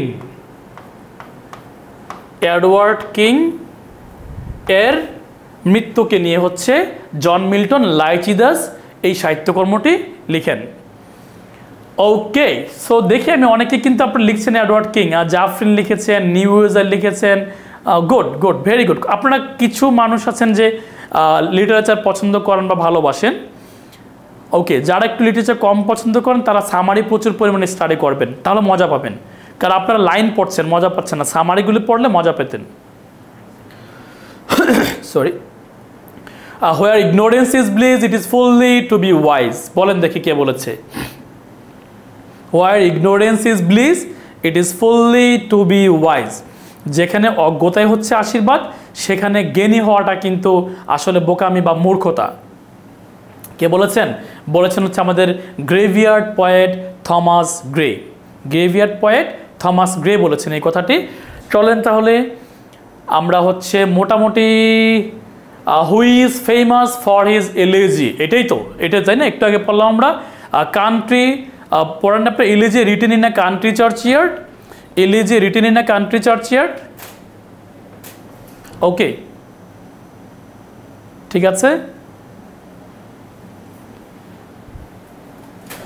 Okay, who is famous for his elegies, অলরেডি জানেন এটা আপনারা যে এটা হচ্ছে থমাস গ্রে। ওকে, সো আমরা মোটামুটি ভয়েস টু লিলিপুট, এটা তো আপনারা জানেন অলরেডি যে জনাথন সুইফটের যে গেলিভার্স ট্রাভেলসের 4টা পার্ট আছে। 6 ইঞ্চির যে মানুষ আছে সেটাকে আমরা বলি হচ্ছে ভয়েস টু লিলিপুট। লিলিপুট দেশের যে যাত্রাটা ছিল 6 ইঞ্চি মানুষের দেশে যাত্রা। তো ওইখানে হচ্ছে কিন্তু একটা মজার ঘটনা ঘটেছিল। ওই দেশে মজার ঘটনাটি হচ্ছে কি, আমি বলি একটু শুনুন, আপনারা মজা পাবেন। সেটা হলো ওই রাজ্যে আগুন লেগে গিয়েছিল। তো আগুন লেগে গিয়েছিল, এখন তো ঘটনা হয়েছিল যে 6 ইঞ্চি মানুষ, এটা তো পানি আনতে পারে না, বা পানি আনলেও তো আগুন নিভাইতে পারছে না। তো আমাদের মিস্টার গেলিভার তো বিশাল বড় মানুষ, ওদের বাড়িঘরগুলিও ছোট ছোট। তো গেলিভার্স ট্রাভেলস কি করে দিয়েছিল বলেন তো দেখি? Exactly, very good. Gulliver's travel হচ্ছে মিস্টার রাইট, গেলিভার্স ট্রাভেল হচ্ছে কি করে দিয়েছিল? ইউরিনাইট করে দিয়েছিল, অর্থাৎ সে প্রস্রাব করে দিয়েছিল। এর ফলে হচ্ছে কিন্তু সব ভিজে গেছে, আর আগুন থেকে মানুষ হচ্ছে রক্ষা পেয়ে গিয়েছিল। তবে আগুন থেকে রক্ষা পাওয়ার পরে কিন্তু রাজা হচ্ছে তাকে দণ্ড দিয়েছিলেন। রাজা তার প্রতি ক্ষুব্ধ হয়েছিলেন, কারণ সে তো হচ্ছে যে কাজটা করছে এই কাজটা আসলে ভালো কাজ হয় নাই। ঠিক আছে, যদিও মানুষগুলোকে সে বাঁচিয়েছে, তবুও কিন্তু ভালো কাজ হয় না। রাজা কিন্তু এখানে একটু মানে ক্ষুব্ধ হয়েছিলেন তার প্রতি। ওকে, সো এটা হচ্ছে আমাদের মিস্টার জনাথন সুইফটের কাজ। তারপর হচ্ছে Jonathan Swift is the author of, এটা অলরেডি আমরা জানি। জনাথন সুইফটের সবচেয়ে ভালো কাজ হলো আমাদের গেলিভার্স ট্রাভেলস। ওকে, সো ডি নাম্বার গেলিভার্স ট্রাভেলস।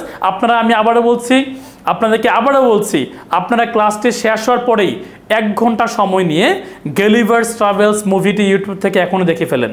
ঠিক আছে, মজা পাবেন। ওকে, মোটামুটি আমরা শেষ পর্যায়ে চলে আসছি।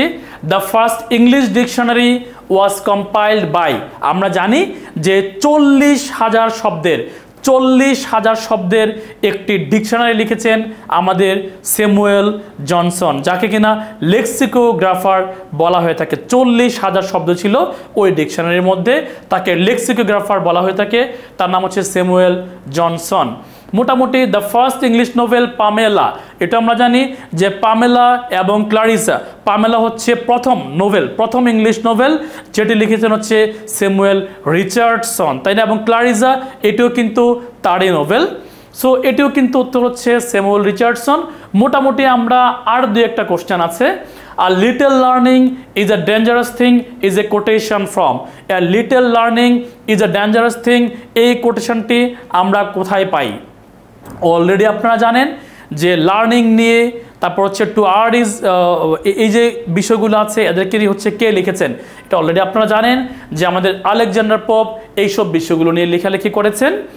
আমাদের পরবর্তী যে question, who is considered two B the father of English novel, এটা অলরেডি আপনারা জানেন যে ইংলিশ নোভেলের ফাদার কাকে বলা হয়? ফাদার বলা হচ্ছে হেনরি ফিল্ডিংকে। এটা অনেকবার বলা হয়েছে আপনাদেরকে যে হেনরি ফিল্ডিংকে ফাদার অফ ইংলিশ নোভেল বলা হয়ে থাকে। ওকে, সো মোটামুটি Goethe is the greatest poet of, আপনাদের কি খেয়াল আছে গেটেকে কোন দেশের পয়েট হচ্ছে আমরা হিসেবে জানি? একটু আগে বলে দিয়েছি আপনাদেরকে, জি মানে গেটে, আর জি মানে কি বলেন? জার্মান। জি মানে গেটে, জি মানে জার্মান। সো এভাবে একটু কম্পেয়ার করে খেয়াল থাকলে এই বিষয়গুলো আপনাদের ভালো মনে থাকবে। জিতে গেটে, জিতে জার্মান। সো এটুই আমাদের শেষ হয়ে গেল। এবং মোটামুটি poet Alexander popes famous work কোনটি? এটাও আমরা জানি যে ব্যাডন এবং বেলিন্ডাকে নিয়ে হচ্ছে পপ আলেকজান্ডার যে সবচেয়ে ফেমাস ওয়ার্কটি লিখেছেন সেটি হলো বেনি কর্তন বা বেনি কেটে ফেলা বা বেনি হরণ, মানে হচ্ছে বেনির যে ধর্ষণ বলতে পারি আমরা, the rape of the lock.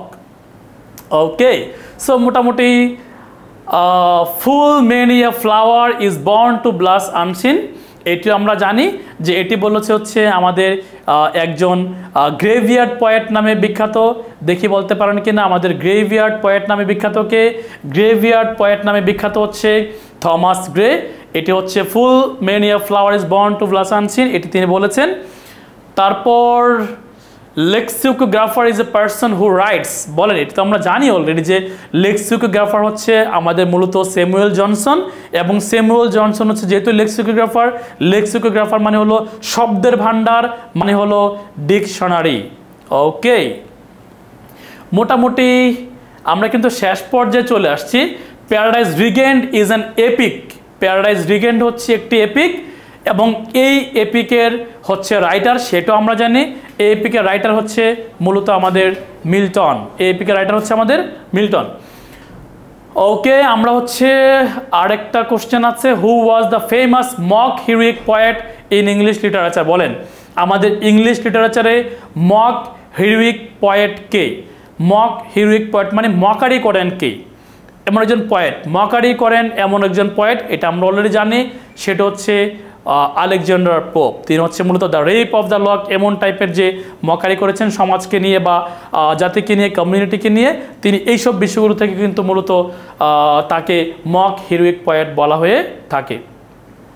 Restoration period in English literature, বলেন ইংলিশ লিটারেচারে রেস্টোরেশন পিরিয়ড কত সালে শুরু হয়েছে? আপনাদের খেয়াল আছে নিউ ক্লাসিক্যাল পিরিয়ড 3টে যুগে ভাগ করা হয়েছে, এর মধ্যে একটি যুগ হলো প্রথম রিস্টোর করা হয়েছে, যেটা কিনা জন ড্রাইডেনের নাম অনুসারে 1616 থাকে, মানে মনার্কি যখন শুরু হয়েছিল। ওকে, আর সেকেন্ড চার্লসকে যখন ফিরিয়ে আনা হয়েছিল ফ্রান্স থেকে। ওকে, সো আমাদের আরেকটি প্রশ্ন, ক্রিটিক অ্যান্ড লেক্সিকোগ্রাফার অ্যাপ্লাইজ টু, বলেন ক্রিটিক অ্যান্ড লেক্সিকোগ্রাফার অ্যাপ্লাইজ হবে কোথায়, বা ক্রিটিক অ্যান্ড লেক্সিকোগ্রাফার হচ্ছে মূলত কাকে বলা হয়ে থাকে? ক্রিটিক অ্যান্ড লেক্সিকোগ্রাফার মূলত কাকে বলা হয়ে থাকে সেটা কিন্তু অলরেডি আপনারা জানেন, সেটা হচ্ছে mister Samuel Johnson, mister Samuel Johnson. Okay, তো মোটামুটি কিন্তু আমরা শেষ পর্যায়ে চলে আসছি। An epic is based on, আপনি যে এপিক যে স্টাডি করেন, এপিক কিসের উপরে বেসড করে হচ্ছে লেখা হয়ে থাকে? সেটা হচ্ছে একজন হিরোর যে হিরোইক যে কাজকর্ম, ডিডস মানে হলো কর্মকাণ্ড, হিরোইক মানে হলো একটু অ্যাডভেঞ্চারাস টাইপের, একটু হিরোগিরি টাইপের যে কাজকর্মগুলো আছে এগুলোকে লিখেন, হিরো লিখেন, এবং এই কাজগুলোকে হচ্ছে একটি এপিকের মধ্যে বেসমেন্ট করা হয় বা এটি মূল ভিত্তি হিসেবে ধরা হয়ে থাকে হিরোইক ডিডসকে। এটি বিগত বছরের একটি বিশেষের প্রশ্ন। এখানে আপনাদের 50টি প্রশ্ন দিয়েছি, মূলত প্রায় 12 থেকে 15টি কোশ্চেন আছে বিগত বিসিএসের, আর বাকিগুলো হচ্ছে বিভিন্ন চাকরি পরীক্ষার, আর কিছু কোশ্চেন আমি অ্যানালাইসিস করে বানিয়েছি যে আসলে এভাবে আসতে পারে। ওকে, সো মোটামুটি কিন্তু আমাদের who is regarded as father of modern criticism, বলেন দেখি ফাদার অফ মডার্ন ক্রিটিসিজম হচ্ছে বেসিক্যালি কাকে বলা হয়ে থাকে? বলেন দেখি, ভালো একটি প্রশ্ন এটি।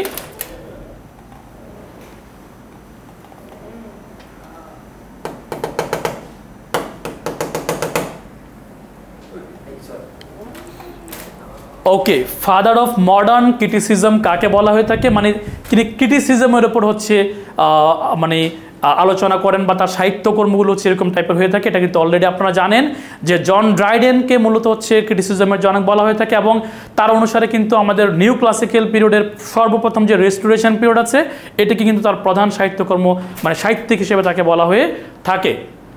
ওকে, সো আপনারা দেখতে পাচ্ছেন যে আজকের ক্লাসটি আমাদের এখানে শেষ হয়ে গেল। আপনাদের কারো কোনো কোশ্চেন, ছোটোখাটো কোশ্চেন বা কোনো রেকমেন্ডেশন বা কোনো কিছু আছে কি না থাকলে বলতে পারেন। আমি আপনাদেরকে আগামী ক্লাসে কিছু ইউটিউবের লিঙ্ক দিব যাতে আপনারা সামারিগুলো ভালোভাবে স্টাডি করতে পারেন, যাতে অন্তত পক্ষে সামারি দেখে আপনি কিছু প্রশ্নের উত্তর করতে পারেন। না হলে কিন্তু ডিপ থেকে কোশ্চেন আসলে বা ভিতর থেকে কোশ্চেন আসলে কিন্তু আপনারা উত্তরগুলি পারবেন না। আমি আপনাদেরকে আগামী ক্লাসে কিছু ইউটিউবের লিঙ্ক দিচ্ছি। আর আপনাদের আজকের এই ক্লাসটা থেকে কারো কোনো কোশ্চেন আছে কি না? অনেক ভালো লাগছে ক্লাসটা, ধন্যবাদ ভাই, থ্যাংক ইউ ভেরি মাচ। তবে মনে রাখবেন একটু বেশি স্টাডি করতে হবে, কারণ লিটারেচার কিন্তু আপনি স্টাডি করেন না, আপনি কিন্তু লিটারেচারের স্টুডেন্ট না। সো যারা লিটারেচারের স্টুডেন্ট না তাদের কিন্তু একটু রিপিটেডলি স্টাডি করতে হবে, কারণ এই বিষয়গুলো কিন্তু আপনি অলওয়েজ পড়েন না, ঠিক আছে? ওকে, সো ঠিক আছে, তাহলে সবাই ভালো থাকবেন। আগামী ক্লাসে আরেকটি ক্লাসে আপনাদের সবার সাথে দেখা হয়ে যাবে। সেই পর্যন্ত ভালো থাকুন। Thank you very much.